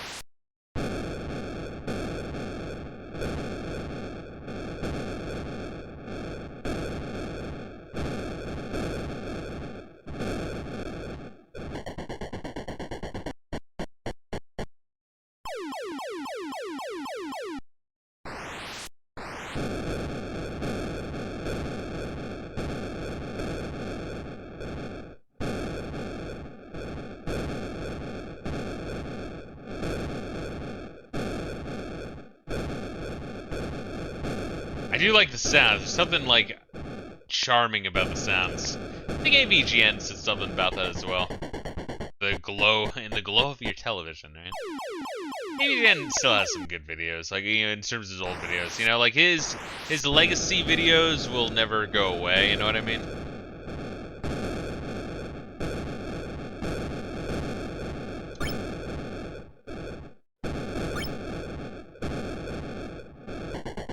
Always have a nice library of videos of his to go back to, even if his newer videos suck. Although I haven't seen a lot of his newer videos. Once again, I've been banned from his channel, probably from one time I was talking shit on Monte. But I'll still occasionally watch it now, you fucker!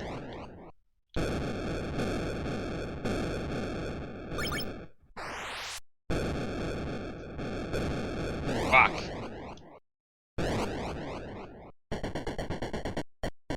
Sometimes I'll catch myself binge watching his old content.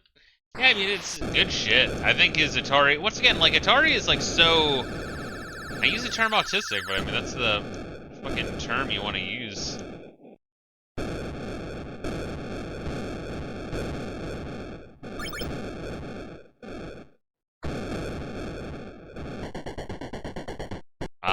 And it's fucking good. Oh god, look at that.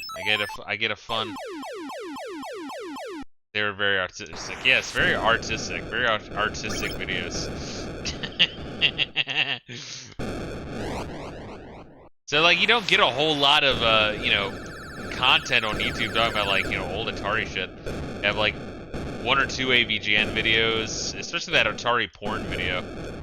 Which I think he like, deleted that Atari porn video a long time ago, but it's been re-uploaded since. But also Classic Game Room also does a lot of, like, Atari shit. But, Mark Bustler he's a next level G. I truly, thoroughly enjoy, Classic Game Room's content. Once again, I've even bought, like, 1 or 2 of his fucking books.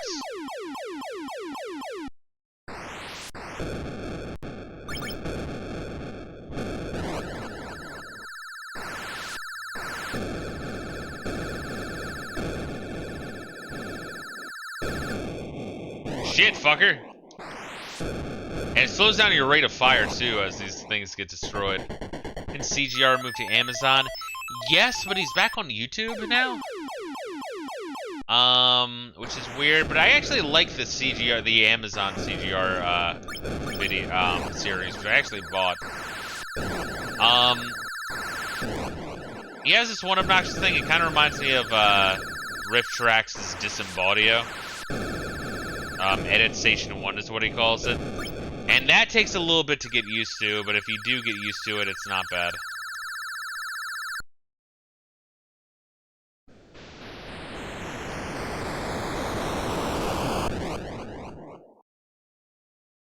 Cute. Also the, Amazon show, God, CGR, Classic Game Room 2085, is that what it's called? It has a lot of Sega Genesis content. Like, a lot of Sega Genesis content. Difference between fucking things. I think it just changes the color, dude. Maybe the difficulty? Yeah, this one has a lot more, a lot faster. Really, that's all it is it just changes the difficulty, maybe the color. Oh god, that's fucking putrid. Oh, that's a putrid color oh, so apparently what they would do is change the colors specifically so your TV wouldn't die. You know? Because, like, if you have the same color on certain pixels for CRTV, it would just, like, burn in. That's one of the reasons why you have this. Oh my god. Bro, motherfuckers really got Atari porn games. Yeah, dude, check out AVGN's Atari porn game video. It's crazy. It's fucking crazy. Very, very enlightening content. The fuck? And then the later ones are 2-player? Is that what it is? Because it says 2 now. Yeah, I think it is a 2-player game. Like, maybe there's a second cursor if you have a second controller. It's interesting. Once again, there was no ESRB. Like, it was fucking Wild Wild West. Didn't have ESRB till fucking Mortal Kombat and Night Trap, and fucking people were freaking out. By people, I mean the U.S. government. More so than parents. Gotta love the U.S. government, huh? The original artwork used for the cover of Missile Command on the VCS by artist George Opperman. A Missile Command wall decoration that was sold as a tie-in product.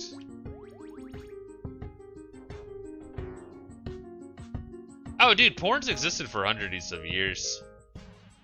You can find like old like woodblock paintings in like ancient Japan of porn. I'm sure if you go back enough, you can probably find some fucking like caveman wall paintings of titties, sick figures with titties on them. People like cavemen beating off to them. Grateful recognition of your contributing services support. We support Rob Full-Up. Certificate of profession. Yeah, I mean like porn is like ancient, dude. One free turkey. Missile Command for the VCS was Atari's biggest selling game to that point, with over 2.5 million copies sold. That's crazy, actually. I mean, I guess it's pretty fun to play, don't get me wrong, but I think Adventure is more interesting. I mean, I guess it is a good, like, it's a good translation from from arcade to home console. Rob Fulop expected a substantial bonus check that year, but was instead given this coupon for a free turkey. Oh my god! This led him to quit! Oh my god! Dude! Could you imagine setting like a video game world record and your boss is like, here, we'll buy you a turkey for Thanksgiving. It's like, hey, how about you fucking suck my dick, you motherfucker? Holy shit. I mean, this is why Activision was created, guys. Is Activision was founded by Atari employees who were like, fuck you. Oh, that's crazy. That's fucking insane. That's crazy. That's sad. That really is. Oh my god. And clearly he's kept the certificate. He was probably like blown away. It's like he probably like ran into the boss's office like, are you fucking kidding me, dude? What is this horse shit? Sort of combination of the arcade games Breakout and Quadrupong. Warlords is a 4-player hit in both the arcades and the VCS, where it was programmed by Carla, and this was admittedly a I played the arcade one. But here's the thing though, is it's for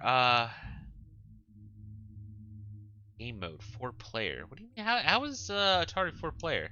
I didn't have 4 controller ports, right?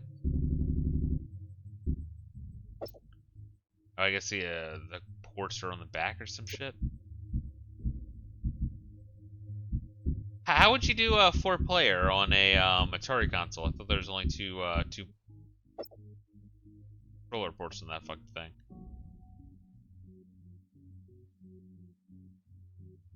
Maybe there were 4-player ports. Fucking impressive then, honestly. Oh yeah, this is a step down from the arcade, absolutely. I mean, I don't know what I was expecting, but I mean, I'm sure it plays the same. Oh shit, how do I boo? Oh, that's me. Oh, is it only 4? Oh, it has to be 4-player? No CPU. You couldn't do the CPU. I mean, don't get me wrong, it's no, that's wait, we gotta figure out. Back to 1. Maybe I hit L1 first. Okay, so there is AI in this game. Good. Fuck, man. Is there a way to step down? No, I have to scroll through all of them. Fuck! Why does it do that? No. Oh, I got you, Ace. I appreciate you dropping in, though, bro. What's it? Okay, so it's 23. Yeah, like it skips over a 1. Is that like a glitch originally? Do this one then.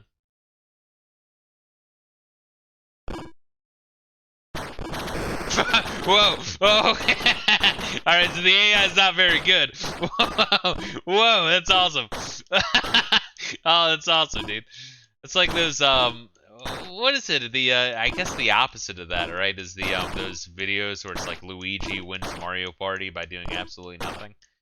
If you've never seen those, I recommend that. It's like if you set the AI to a certain thing on certain mini games, you can just do like nothing and still win. This is the opposite of that. That guy just fucking dies immediately. Fucking dick.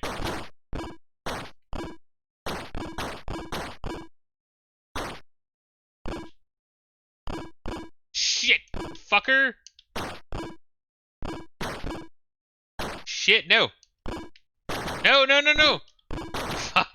I want these fuckers dead. Want them dead! I just want to win one game of Warlords. Why is this game so fun? It really is surprising. I guess because it's like 4-player and chaotic. It's kind of like that one game I was recommending you, Collectia, by Team Reptile, the same guys that did that Jet Set Radio game. Another game that has a Jet Set Radio style aesthetic that's kind of like, vaguely like this. Lethal League. It's like Smash Bros meets Pong. Very fun. Obviously it's better with a friend, or with, better yet, 3 friends. But it's a game I really like. A lot of people really like, honestly. What's it got, like a 96, 98 on Steam? Obviously, the second one has higher reviews. What's that, Lethal League Blaze? I'm glad that Team Reptile is doing good, because Team Reptile is fucking sick. Yeah, I'm definitely gonna check out both that one rhythm game. Not that they made it, but it kind of vaguely reminds me of it. The one rhythm game, and also that Jet Set Radio inspired game.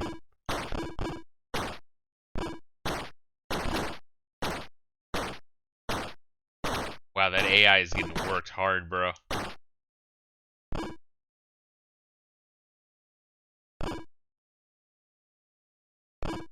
Fuck. Help him.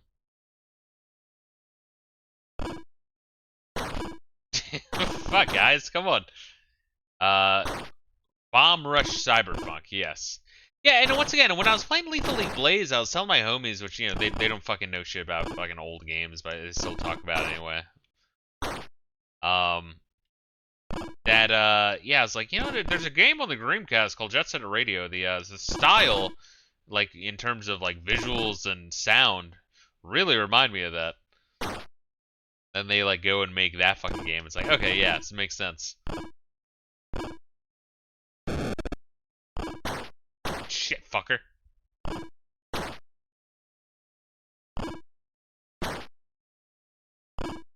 No! Fuck, I can't tell where it's going.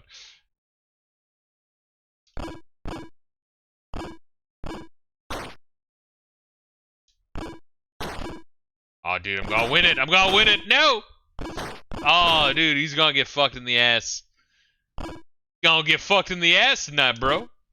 Oh, beautiful. Fuck, I won. Alright, this is a long game. Yeah, this is a game you would definitely, like... I don't know, did the Atari 2600 have 4 controller ports? I had no idea.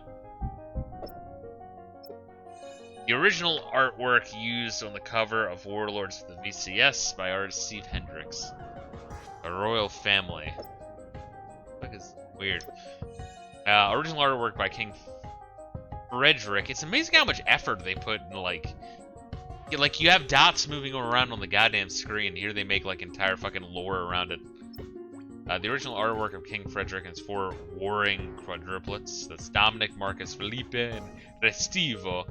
Warlords Manual Arts by Warlords Tips and Tricks. In this magazine from the July-August 1982 issue of Atari Age magazine, Warlords designer Carla Meninsky passed along her personal tips for success. Cute. Asteroids. As designed, the Atari VCS could only handle cartridges up to 4 kilobytes in size. Atari's engineers had to come up with some clever solutions to get games like Asteroids running on the aging hardware. It was the first game on the platform to use an 8 kilobyte ROM. Eventually, games would grow to 32 kilobytes in size. Incredibly tiny for modern standards, but luxuriously huge for Atari designers. 66 video games. I feel like that's such horseshit, huh?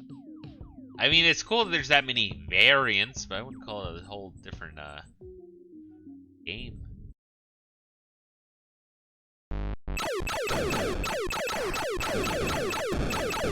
I mean, it works. Oh god, wait, whoa, what happened there? Like, fucking disappeared.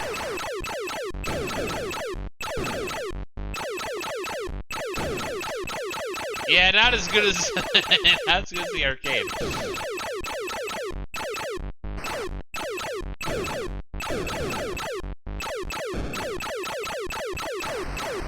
Shit. I like the spooky music. Like Jaws is fucking chasing me. Jaws is trying to fuck me in the ass. Shit. So the numbers are fucking huge on the screen, like holy hell. Why do I, wait, whoa, what the fuck? How am I disappearing, dude?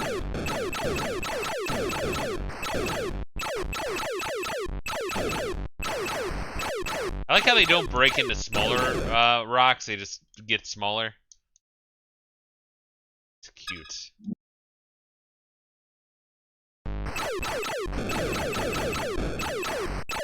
Oh wait, this one they fucking switched into. Okay, so they can do it.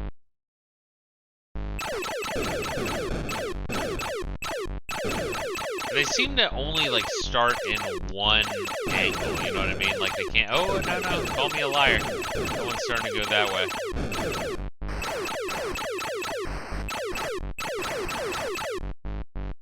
Why do I teleport, motherfucker? Why am I teleporting? That makes no goddamn sense. Alright, what do they say? There's 66 games. Chip shows up in my phone preview, but my TV it doesn't. Honestly, that's an issue with, oh god, what happens? And like if I capture some footage, let's use Sonic the Hedgehog as an example, right? And I get the shield power up. I'm not sure if that has something to do with like 30 versus 60 FPS or some weird shit. But if I get the shield power up in Sonic the Hedgehog, and you might notice this, in capture of it, in like YouTube, for example, and you'll start to notice this if you start to look for it. Half the time you only see the shield, and the other half of the time you only see Sonic. Like, 'cause in the original game it alternates between the two. Like every frame is Sonic or the shield. Same thing with the water, right? Where the water will be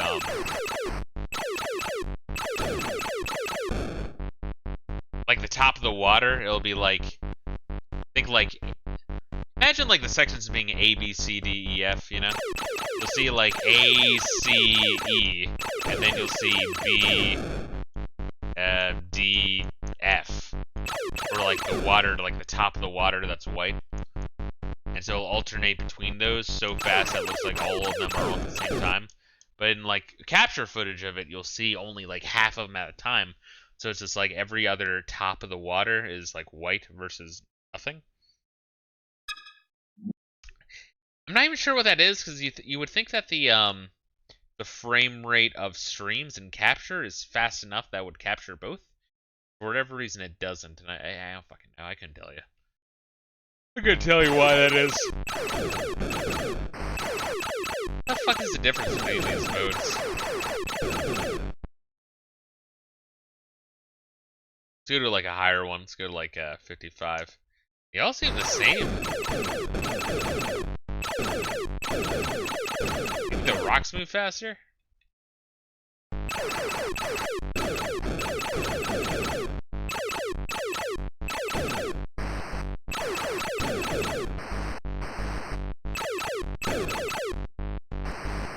Alright, so up on the joystick moves me up.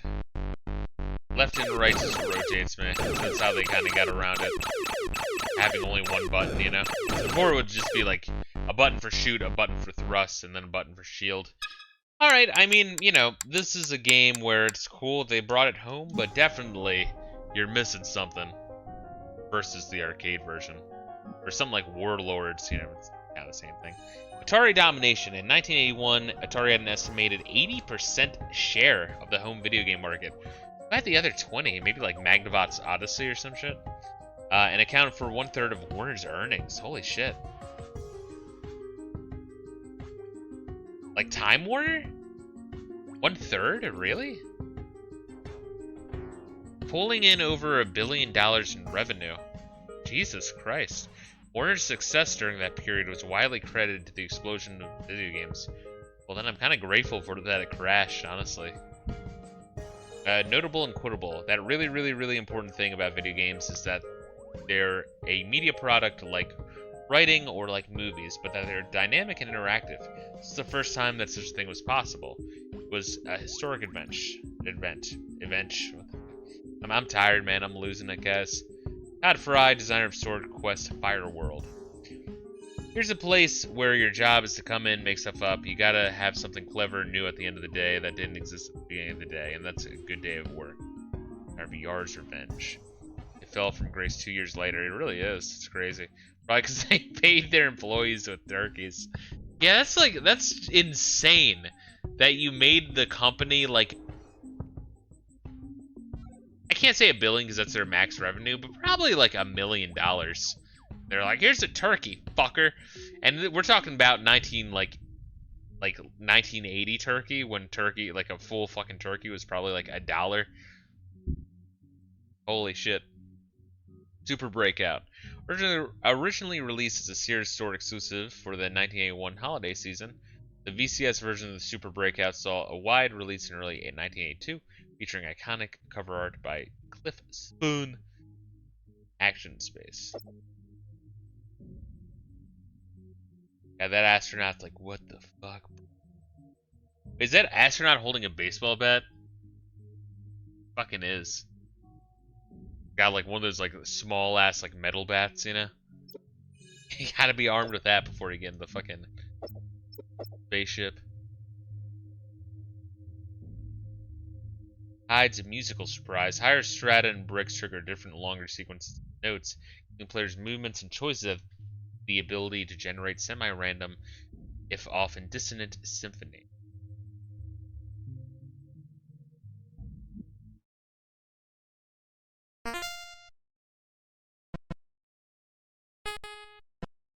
Once again, this probably used the paddle controller, or the Pong controller, which the Pong controller is literally just the paddle controller, but I think the Pong controller only works with Pong.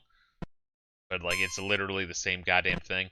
I don't know. Once again, there's a CGR on it. CGR will teach you about so much weird shit. CGR and GameSack. You know jack shit about video games, you just subscribe to those two channels. You'll be like the autist at the party. Always. Be like, did you know? Did you know gaming?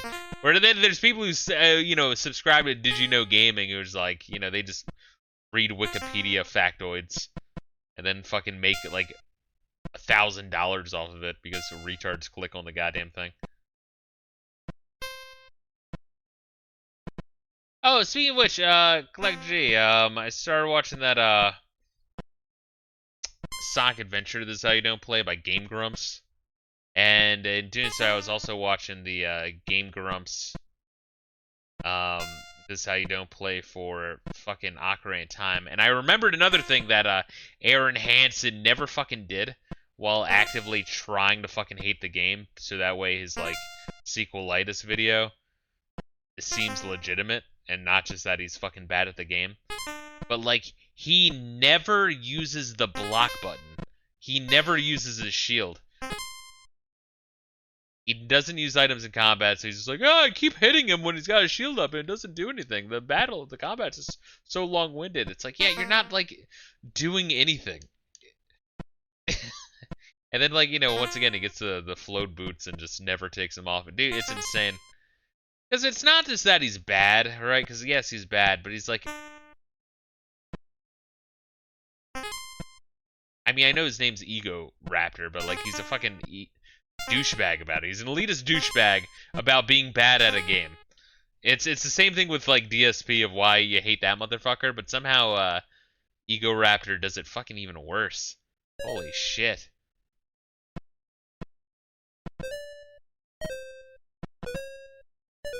Shit. Ocarina of Time. Yeah, I'm not even like a super diehard fan of Ocarina of Time. I mean, I like it. I think it's one of the better Zelda games, but you know, I'm not gonna lie and say it's perfect. Once again, I pointed out my issue with Ocarina of Time, right, is when, and it was for whatever reason it was a bigger issue for me in Majora's Mask. You go into a room, right? You see an enemy jump down, and then, you know, the camera's looking at the enemy.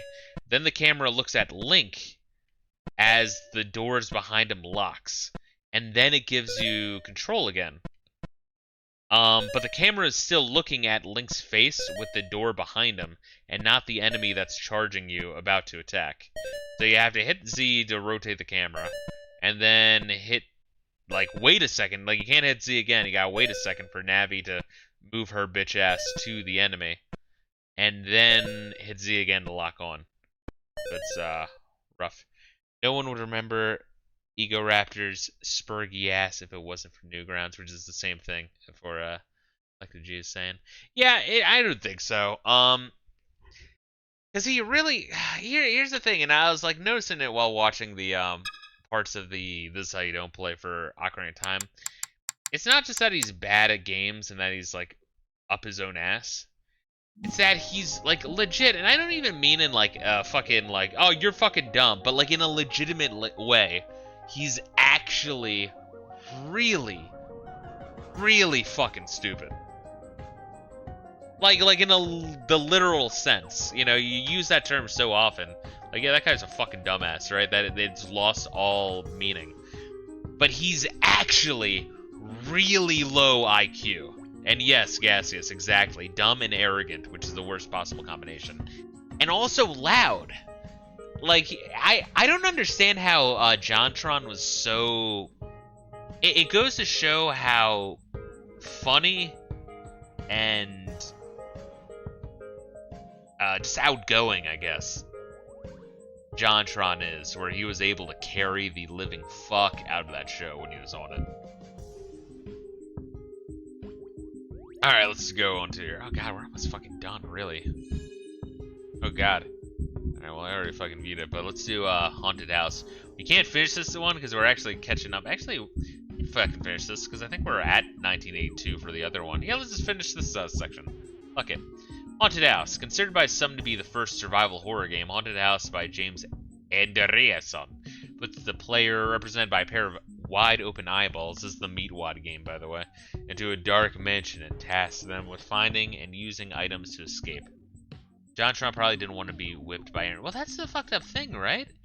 Is like, John was actually good at games, and as soon as John left, Aaron was the only one who could play games. He can't even play games, you know what I mean? But like his new guest, Danny, right? Self-admittedly knows dick about games and does not play them. So like Aaron's able to play. It's like, no, this game, I'm not shit. This game's just bad. This game is bad. And then Dan's like, all right, yeah. So anyway, as a kid growing up as one of the tribe, my dad had to threw my Sega Genesis out of the fucking window for Hanukkah, and then that's like all Danny adds to the fucking conversation to the channel. Granted, Danny seems like an alright guy. I feel like Danny would be fine in like a music podcast, you know what I mean? But like he's completely out of his element. He's just there to like be a yes man for Aaron because he doesn't know. You know, he's just like, yeah, it's cool. Anyway, let me talk about this. But real talk, Aaron is a high school dropout, so calling him a window licker isn't too far off. He's really fucking like you can tell. You can fucking tell. He's actually really fucking dumb.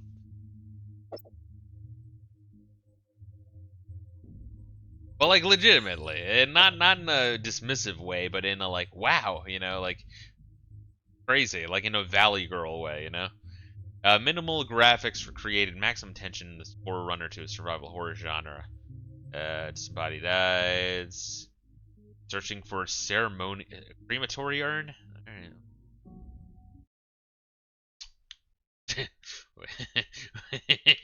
I like that. Alright, let's see this. Okay, we don't go that way, we go down. I'm learning. Oh wait, whoa. What? Excuse me? fuck? I guess we should explore. Bro, no. Let's explore room 2. We might find a candle. I like the Ooga Booga ghosts. Whoa, okay, fuck out. Oh, God. This is Boo, haunted house. It really does feel like it. How does James Rolfe always play these games? I mean, I guess there's so many of them.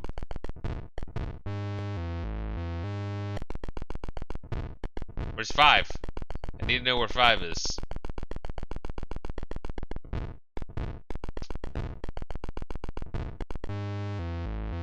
Well, what the fuck? How do I get the number to go up? How do I get a candle? You get a candle and you turn into Meatwad. Maybe you don't. Maybe 4 is just a dead end.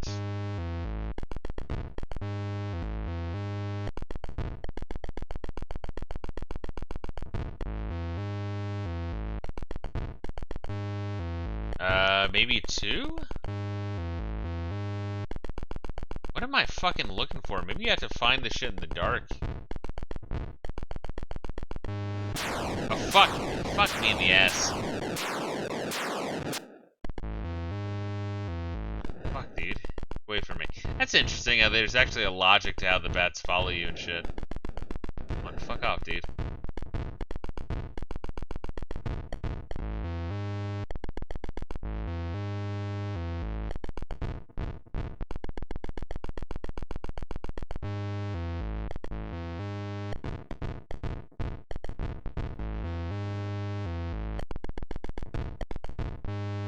So wait, I can't get the number to go further than 1, and I don't really know... Do I have to, like, check these here?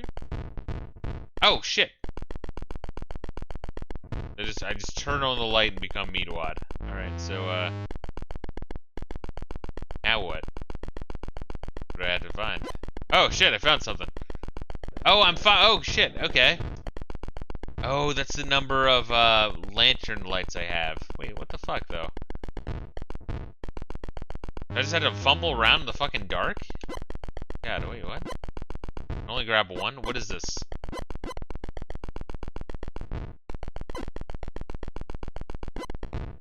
The fuck?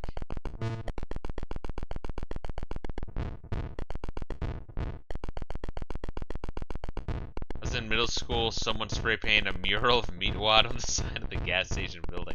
It's actually awesome. I'm a big fan of Aqua Teen Hunger Force. I think it's like a really great show.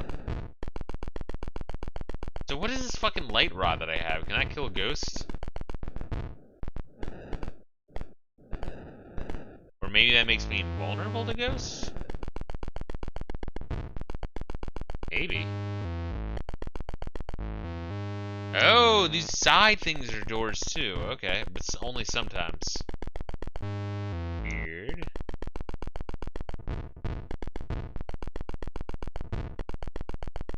Alright, so where was the pottery piece I dropped? I think the wand might make me invulnerable to ghosts, maybe. Up there. No, no, fucker! Give me that shit.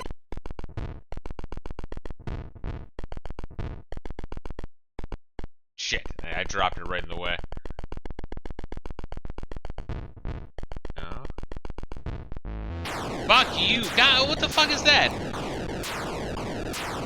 Just camping my ass, holy shit. At least I seem to have infinite lives, which is neat. Very, very forgiving game. Oh, I don't have any more shit. Oh, does it like recharge? Is it on a cooldown timer? This is League of Legends. Oh, come on, fucking dickhead. I don't want that. I want my pottery piece.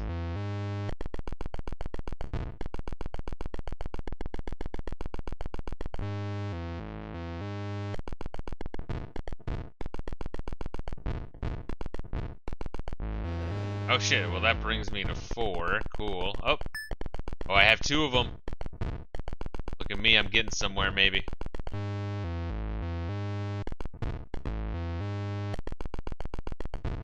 And we've already confirmed. Oh shit, I got the urn. I got the urn. Shit now, you fucker. Oh my god. It juked me. See that? It started to go down. Oh shit, come on, dude. What the fuck is this?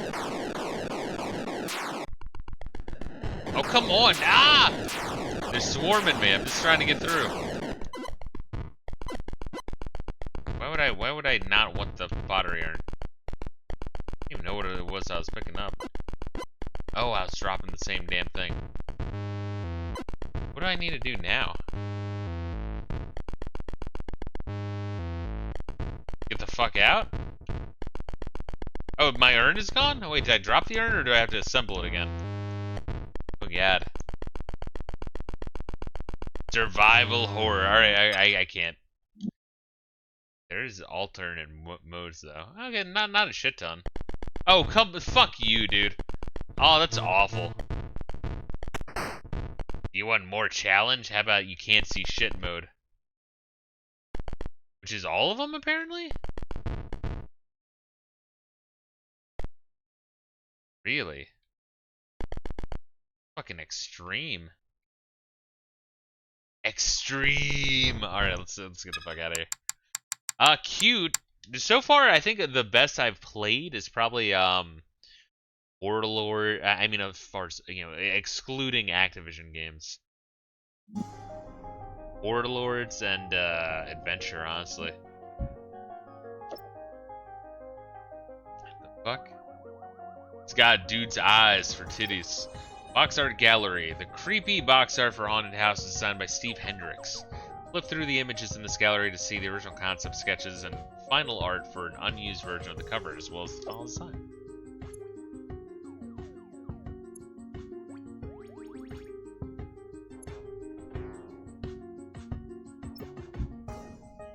Die-cut Haunted House wall decoration.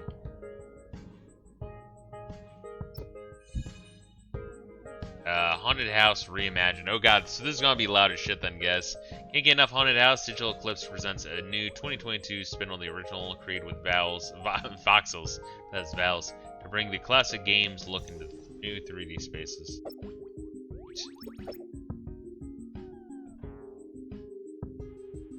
And it's 2-player. Yeah, I don't know why these games are like 20 decibels louder than the rest of the game, but is what it is. Use.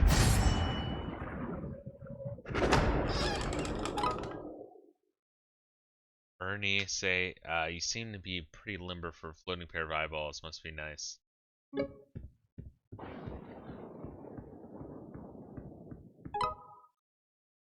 You also think you... Of course, dude, it's like, oh, you would be better as a fucking tutorial. No, just let me, like, figure it out, bro.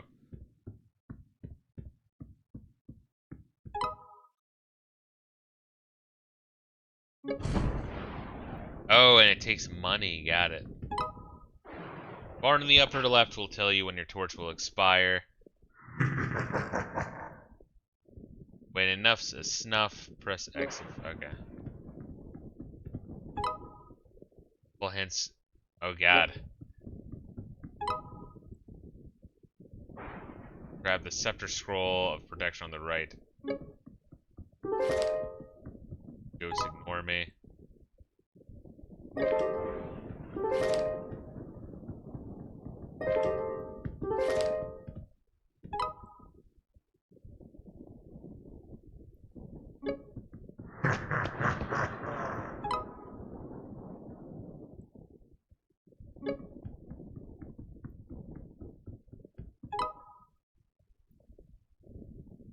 Alright, use peepers to look around. Alright, goddamn.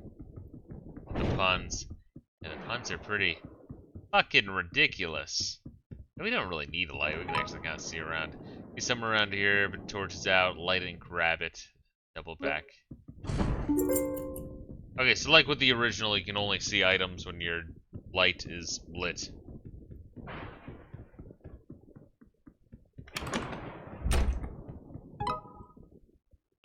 Piece of me being a nerd isn't all it's cracked up to be. Please grab my shard and dish the key.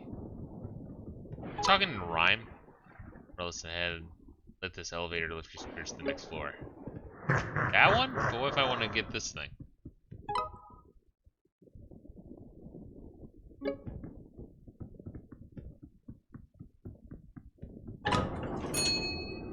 I like how both the old one and the new one are very fucking long-winded. Holy shit. Rescue Ghost, still a sole survivor, I see. First rule of Ghost, don't run. Creep carefully or a ghosty there will steal one of your lives.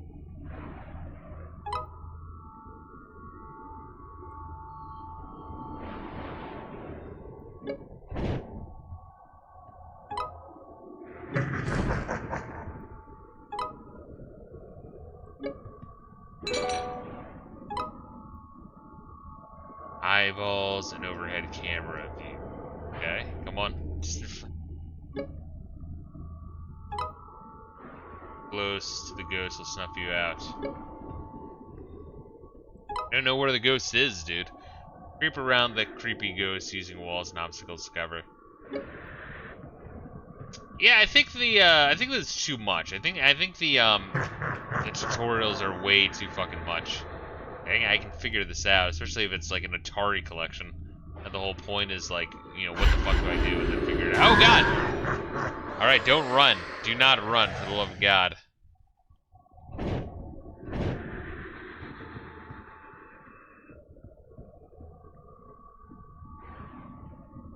Ghost is around, do not run. Last of me, light your glass torch. Pick up third piece.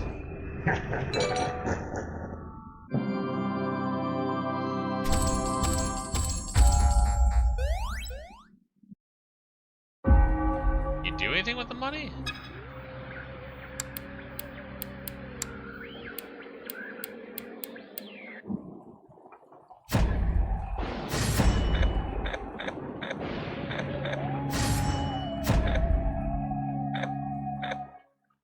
Green beamer, interesting. So you can change your character, and it looks like it's primarily made to be two-player. Lights off. Interesting. I mean, there's a lot of different game modes here. I mean, it's cool that there's here. I think we're just gonna keep moving on. Once again, I think a lot of these like extra modes are more of like if you've completed the game, completed in air quotes. There's more shit to do later on. I'm just kind of dicking around here. Yeah, it's fun little extras, really. That's neat. I like the concept. But yeah, so far of like the things the non-remakes in this game that I would actually find myself going back to is probably adventure. I think there's like 3 modes in that one, but I cleared the first one, which is really just the tutorial. But still interesting. And then Yard's Revenge is a fucking famous one. Yeah, it came with a comic book. Yard's Revenge. One of the 4 spoopies, 6 you. 3 spooky, 5 me, 4 spooky, 6 you. Yeah, and increase it a little bit. One of the true masterpieces of the VCS era, Yard's Revenge, is the first game developed by Howard Scott Warshaw, originally asked to create a home version of an arcade game called Star Castle. Warshaw decided instead to create an original VCS game, enhanced it with an elaborate storyline that was turned into a comic book.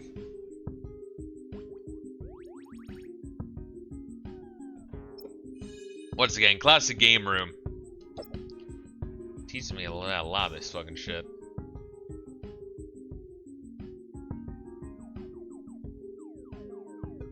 Rejected his assignment to convert an existing arcade game to VCS, instead pitching an original title that featured some of the same gameplay elements, but fit the hardware better. Gave him creative freedom to create a sci-fi shooter. Alright. Then this one, I gotta kill this fucker, but I can only shoot from there, right? No, I can shoot from there. Then you gotta dodge the super beam. Never understood how to beat Yard's Revenge. I didn't either, and then I think I kinda get it now. You want to destroy his shield. Dodge this thing.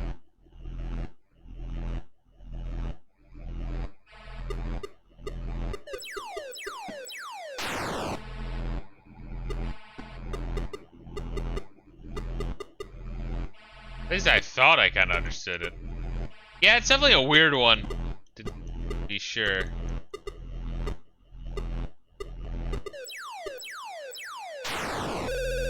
Alright, so it's not a safety zone. That's something here you can do. Shit! Never mind. I also don't know how to beat Yard's Revenge. I thought I saw some footage of it. I'm like, oh, that's how you do it.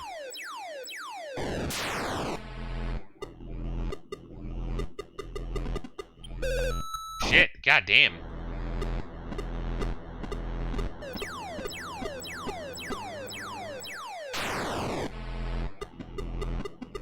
You had to dive bomb into the fucking thing?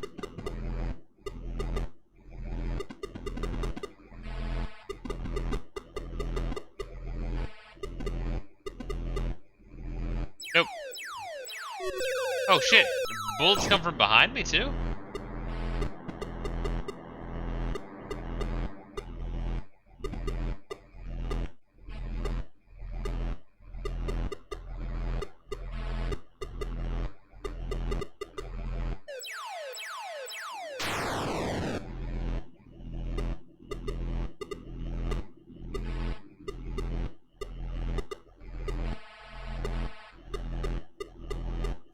How do you beat this game? That is a good question.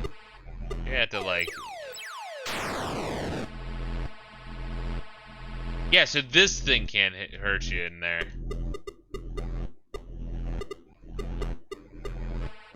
What a weird game. Apparently people who figure out how to fucking play this game love this game though.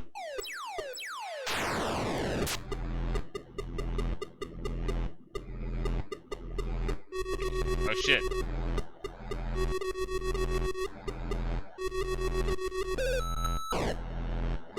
No?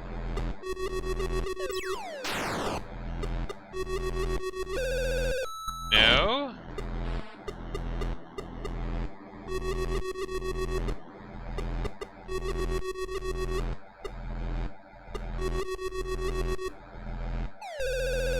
You have to run into the missile when you're in the rainbow stuff.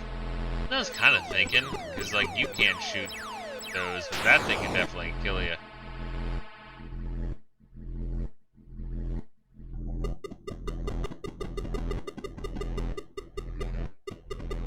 I mean, fuck it. If you want, you guys want to look it up? This is a weird fucking game.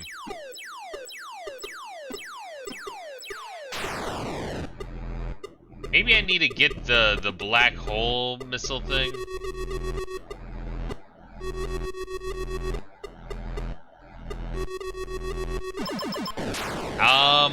Get the super bullet to hit his bullet and also hit his face? Oh my god. I can only assume. That is fucking crazy. What a weird fucking game. Like, let me try to make the most complex game possible on the fucking Atari, where I have like 2 RAM. I have 2 RAM. That's it. How many RAM? 2. Do what? 2 bytes? No, just 2 RAMs. Oh, I control it. So when I shoot.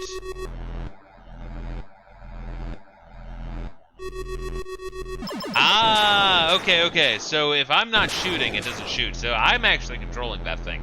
If I get hit by my own beam, I die. But if it hits him, but it only like shows up, it only spawns if you're at the far right of the fucking screen. The fuck, dude?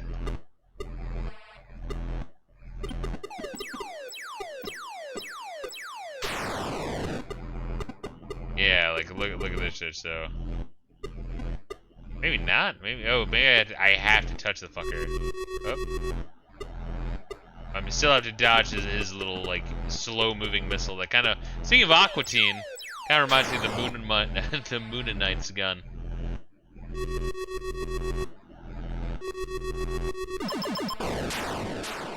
The quad laser. I like how each time the quad laser shows up in Aqua Teen, it like becomes more fucking contrived, more massive, more intimidating, yet slower.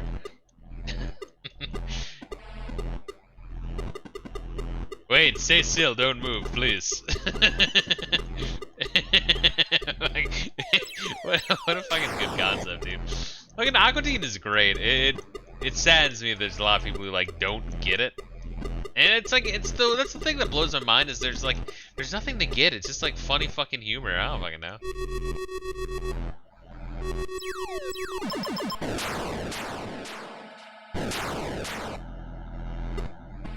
All right, I gotta stop this shit. Now that I figured it out though, like Aqua Teens with C-Lab was my favorite. I need to watch C-Lab. I think I've told you this, right? Which I don't think the first episode or two of C-Lab's that good. But every time I go to try to watch C-Lab, I start from the beginning and work my way forward. But those first like 2 or 3 episodes are a little rough. And I feel like it probably gets better way later on. So I need to find that time. What the fuck? Dirty fucking hippies. HSW. The opportunity to produce entertainment to potentially millions of people.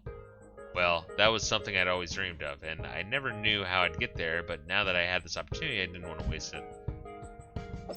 Cute. Warshaw was the first Atari designer to be officially credited for his own game. Today, when he autographs a fan's copy of Yars' Revenge, he signs it, "Yours truly, Howard Scott Warshaw." It sucked. There's no one way to make a VCS game. For Howard Scott Warshaw, the process began not with gameplay, but with the desire to sit on the cold screen. But for a while, it sucked as a game. There's like multiple. That's what I'm saying. Is Yars' Revenge was huge, but man, it's a fucking like huge. Like holy shit, what the fuck is wrong with you, huge?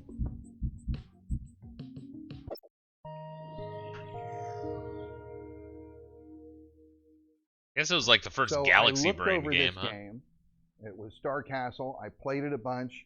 I thought about it on the VCS. I looked it over and I realized, holy crap, this is going to suck. This is going to absolutely suck. And I could not afford to have my first project suck. I did a little preparation and then I marched myself into Dennis Koval's office and I said, look, instead of doing this, I'd like to do this. This is something that I think uses some of the basic game ideas, but I think this is something that would work on the system. This other one won't work. And I just made this little presentation to him. And to his credit, he said, okay, you know what, go for it. The first thing I put up on the screen was an animated character. Most people use a block because they want to start working out their game mechanics and stuff like that. I put up an animation. That was the first thing I put up on a screen. And people would go by and they go, wow, that looks cool. What does it do? I'd be like, flies around, no. Baby. That's what it does. There it is. I said, I'm still working on it. Don't worry. It's like, and then it got to the point where it was time to actually play it and have some of this stuff. So I had achieved my goal of trying to make something interesting, and it sucked as a game, and I was exactly caught in the place I didn't want to be. So what I did was I started taking feedback, which was extremely painful to hear people telling me how much my game sucked. The only thing that really made it tolerable was that I wasn't so self-deluded at that point that I didn't realize it sucked also. Until I worked out making some of the changes and getting it through, I was in very bad shape. And I was feeling some very negative feedback from some other people. And I was feeling, you know, I'm usually the person who's hardest on myself. And that was a tough time for me. And I had to get through that before I could hear what people were saying and start to work on it. And I had to release myself from, but I have to have this, but I have to have this. You know, as a therapist, I always catch people when they say I have to. I always love people say, you know, I have to, but I have to do this. And I always stop and I say, look, you don't have to. Obviously, you don't have to because you're not doing it, right? You don't have to, but you could, but there's probably a reason you're not. And the reason I'm able to give that lesson to my clients now is because I had to get over that. I had this have to that was making things not work. And until I could let that go, I couldn't make the game succeed. And when I did, it forced me to think in new ways, to think outside the box, and to go come up with some other left field solution. And when I made those changes, then suddenly yours was really good.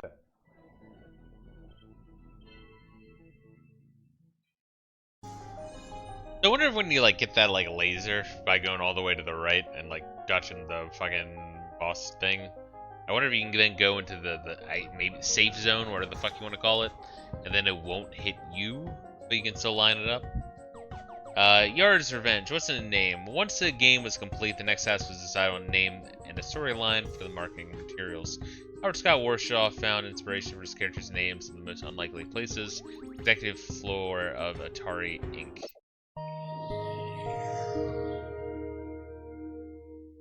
And after we're done this section of One of the the product timeline, we're managers gonna be came done for the by night. who was responsible for this product, and he goes, "Hey, well, we're working on naming your game." And I said, "Can I make a submission? Can I submit a name?"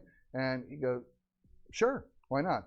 I said, "Okay, I tell you what, come by here tomorrow morning." I said, "You guys won't have it settled by tomorrow, will you?" He goes, "No." I said, "Come by tomorrow morning. I will have something for you. I will have a submission for you." So now I know what I'm doing for the rest of the evening. And I don't know if you ever tried it before. When you just try to make up a new word, everything sounds stupid. At least it does for me. Everything, I can't come up with something that sounds cool. Everything sounds kind of dumb. So being the algorithmic thinker that I can be at times, I thought, well, if I can't just spontaneously come up with some name, I should come up with a way to derive the name. I'll come up with an algorithm. It's a simple title. What's going on? Maybe I need an action thing, you know, because it's an action game. I need an action word. I don't know the name of the character, but I thought, you know, revenge. Revenge is a great action word because everybody wants revenge, right? So I figure I'll go with revenge, and now all I need is whose revenge is it? Now I just need the name of the character. And then I thought, well, one of the great ciphers is, you know, writing something backwards. That's never a bad idea. You know, the head of the company's name is Ray Kazar, and Ray spelled backwards, that's Yar. And Yar sounds pretty cool. It's got a Y in it, so it's got like sci-fi, anything with Y's and Z's, you know, and maybe an X somewhere. That's good sci-fi stuff. And I sat down and I wrote a 10-page story called The Yarian Revenge of Razak IV. And that was that was going to be the title of the game, The Yarian Revenge of Razak IV. I stayed all night in the office. I was done like 3:30. I just laid down on the floor in my office and got a little sleep. And then around 10, you know, in comes the marketing manager. And so I handed him the package. I go, here you go. This is the package for the story.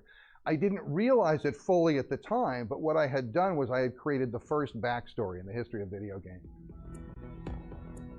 Interesting. I guess before it's just like, spaceman shooting shit. That's kind of weird, the idea of the, like, not having.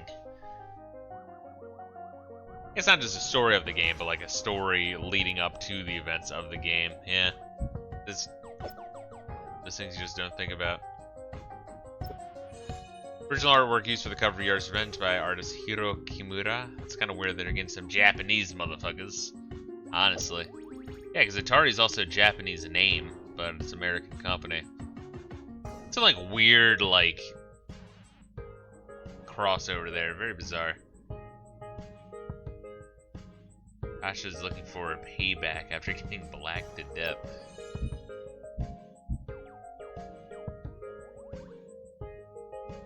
Oh, is that the backstory of the plot of Yard's Revenge? The comic book. Atari's include comic book.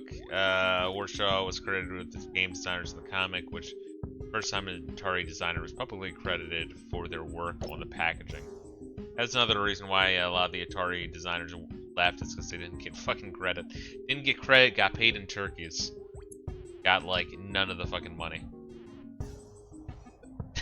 The new recruit is here, sir. Very well, send him in. We'll dispense with the preliminaries and get right down to business. First, you will learn the secrets of our sacred past. You Yars are actually descended from the common housefly, still found on planet Earth. Our early ancestors were brought into space quite accidentally on board the Earth's first interstellar excursion vehicle. More food supplies, Jake. Put him in Galley 5. Sure wish I could go. Imagine traveling into another solar system. The ship is launched with a burst of flame and hurtles through... Hurtles? Is that really how it's spelled, hurdles? It's not like hurdles, like a hurdle you jump over. It's T instead of a D. No, they were two separate words. The Earth's atmosphere. It heads deep into the future. Strange formation just appeared in our path. No time now to... Eventually, the noteworthy ships crash right here in the Razak solar system. The radioactive dust finally settled the flies miraculously, the only survivors. gained new powers and transformed into magnificent creatures, forever known as Yars. The Yars populated the 3rd, 4th, and 5th planets of the Razark solar system, established an orderly and productive. They're able to peacefully acquire new powers. Let's see here. Yars Revenge wasn't even an arcade game. Yes, it was one of the first, well, not one of the first, but like a major console-only game. Wait, does it like show that a fucking fly was? It should like showed like the fly on his like shoulder or some shit here. You know what I mean? The fact that there's a fly in his ship, but you don't see it. You know. All right. So what else happens? He has fucking strength, and then some motherfuckers called the swirls kill him. And in the neutral zone, they're safe. Okay, so at least the backstory explains some of the game mechanics. And neutral zones and shit.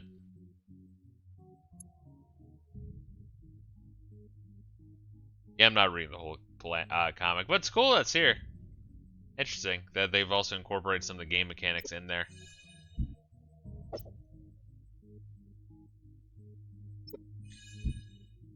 Fly, theatrical commercial. Oh, God. We can look at this real quick, though.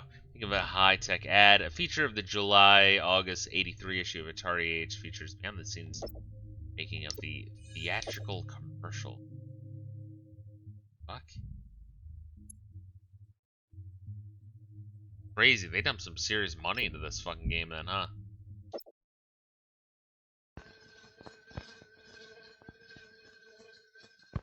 A fly. I'll have a mutant fly. Hello, Yar. You'll need some protection. Ion zone. Shift chroma. Intensify. Okay, now you'll need some weapons. You have a formidable enemy. The coat tile. Watch it, Yar. He has a lethal drone. And some other tricks up his sleeve. Spiral. Go. Good move, Yar. Now I have a surprise for you. A Zorlon cannon. Use it, Yar. Fucking weird and creepy. Fire again. Like Tron CG, you know what I mean? Revenge. Yar's Revenge. A video game. Yeah, this can be fun. This can be a lot of fun. Like asteroids. Get him. Do it. Beautiful. Watch it. Disintegrate. Now let's go into deeper space. Galactic map. It's part of the game. This is maybe some of the other game modes I didn't fuck around with. Hyperspace. Sights in. Cylon warships, attack. Steady, stand by, photons. This is some other Atari games I didn't play. That's it, Star Raiders. That'll keep them on their toes. Let's see what we can come up with. Okay, yes, it's a bunch of different games. We're Atari. We have the vision, and we invented the technology to bring the excitement home to you. Weird and freaky. Let's see. Yar's Revenge Enhanced Digital Eclipse. I'm like streaming way longer than I fucking intended. I was trying to get some fucking sleep tonight, but like we're so close to being done this fucking section, the birth of the console. Digital Eclipse brings Yar's Revenge in modern, total graphic audio makeover, yada yada yada. Let's go, baby.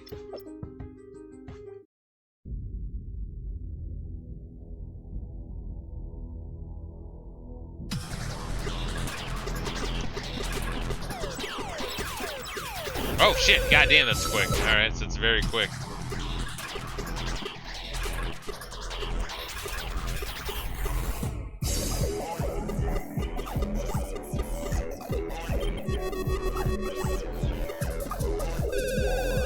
Oh shit. Alright, so I got killed by the thing. Is Yar's Revenge the new Echo the Dolphin? What, in terms of plot? About like aliens? Or in terms of my liking it? I never said I liked it. I said I started to understand what the fuck it does. And even then, here's the thing: is can I even say that I like Echo? Because I like a lot of Echo. Then you get to the final like third of the game, and it's like the most cancer-inducing shit of all time. But that's the thing: is a lot of people like hate Echo without even getting that far, which is weird because I feel like once you start to understand the beginning of Echo the Dolphin, it's like actually it gets good. So it's weird. It's like I guess you get to the same place, right? Whether you just like stop and like this is stupid versus oh shit.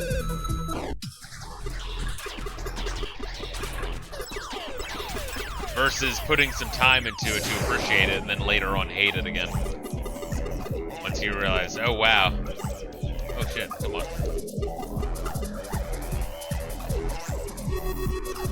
Oh shit, fuck you, dude. Oh, so close. In the neutral zone, motherfucker. Count of vaulting this out. Oh, what did you mean by that comment? What happened particularly in that game? I remember there are some parts of that game where I was fucking raging, but I can't remember one part in particular. Fuck, I can't hit the goddamn thing. There we go.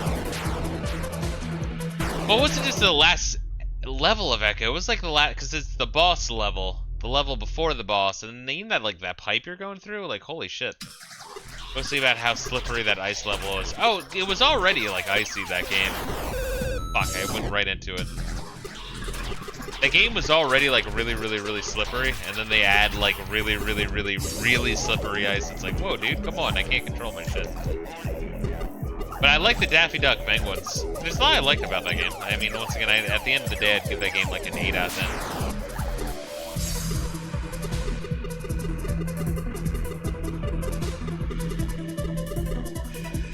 10. Shit, no!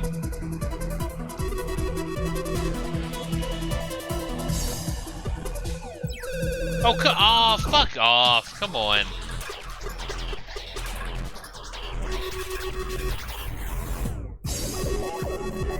Oh, there we are. Got him. I just wanted to get that phase of him. The one with the moving thing. Is it just that over and over? It might be. Yeah, this one, like, knows where you're heading. A lot harder to dodge this one.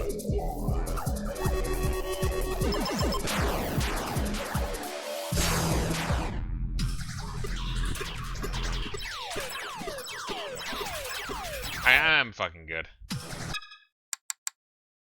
Cool. I mean, it's Yard's Revenge essentially. It's the same fucking thing.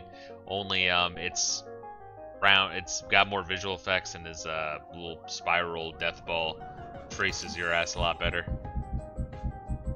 I think the Haunted Mansion had more to it, but man, that was a lot of tutorial for that one.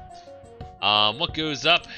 In the summer of 1982, Atari was on top of the world. Its games sold millions of copies each. Millions of people around the world played Atari every day, and major new games were on the horizon.